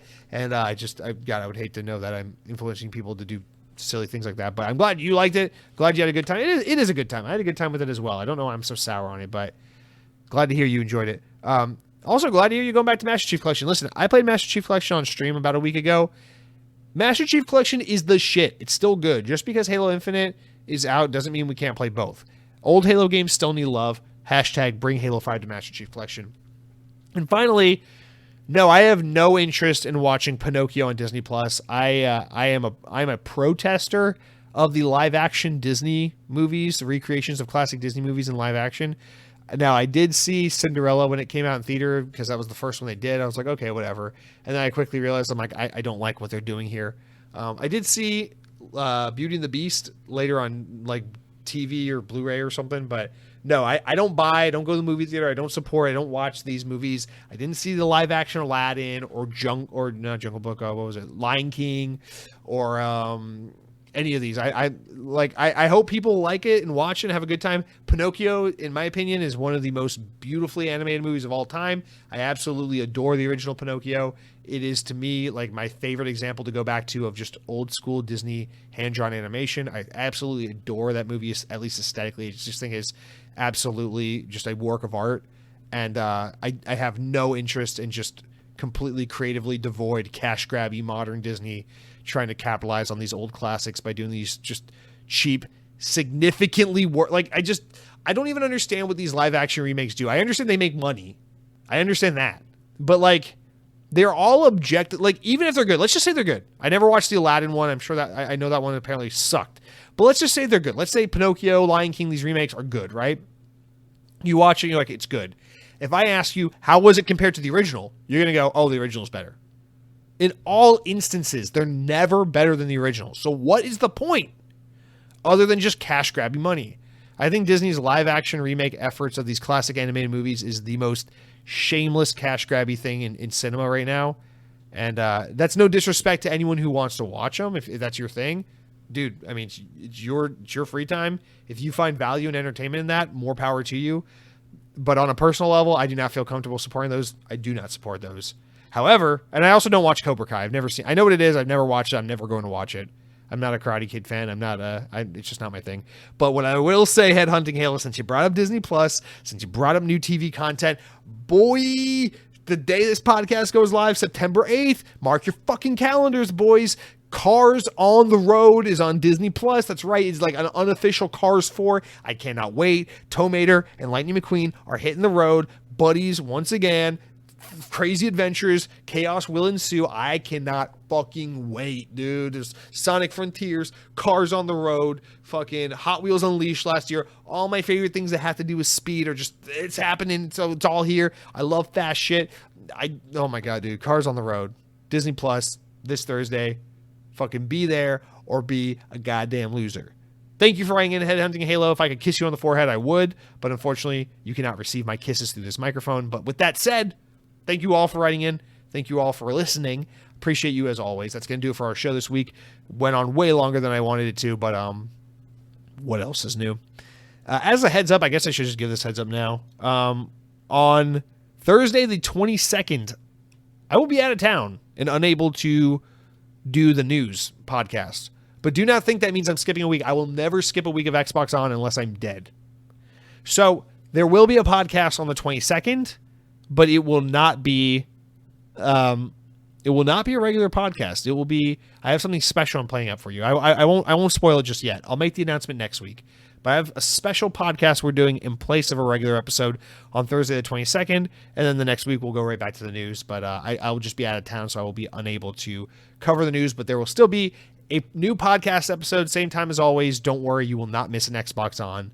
I am excited to talk to you guys about what that is next week. But that is going to do it for our show. Thank you guys so much for your support, and thank you so much for listening. Hope you guys have a wonderful week. Take care. Play some awesome games. Give Tiny Kin a try. It's really good. Have a great week. Play some awesome games. Spend some time with your loved ones. Enjoy your free time. Enjoy your hobbies. Enjoy what makes you happy. Enjoy your life, please, for the love of God. And don't take kids ibuprofen or kids cough syrup medicine. It just doesn't taste good. And until next week, power your dreams.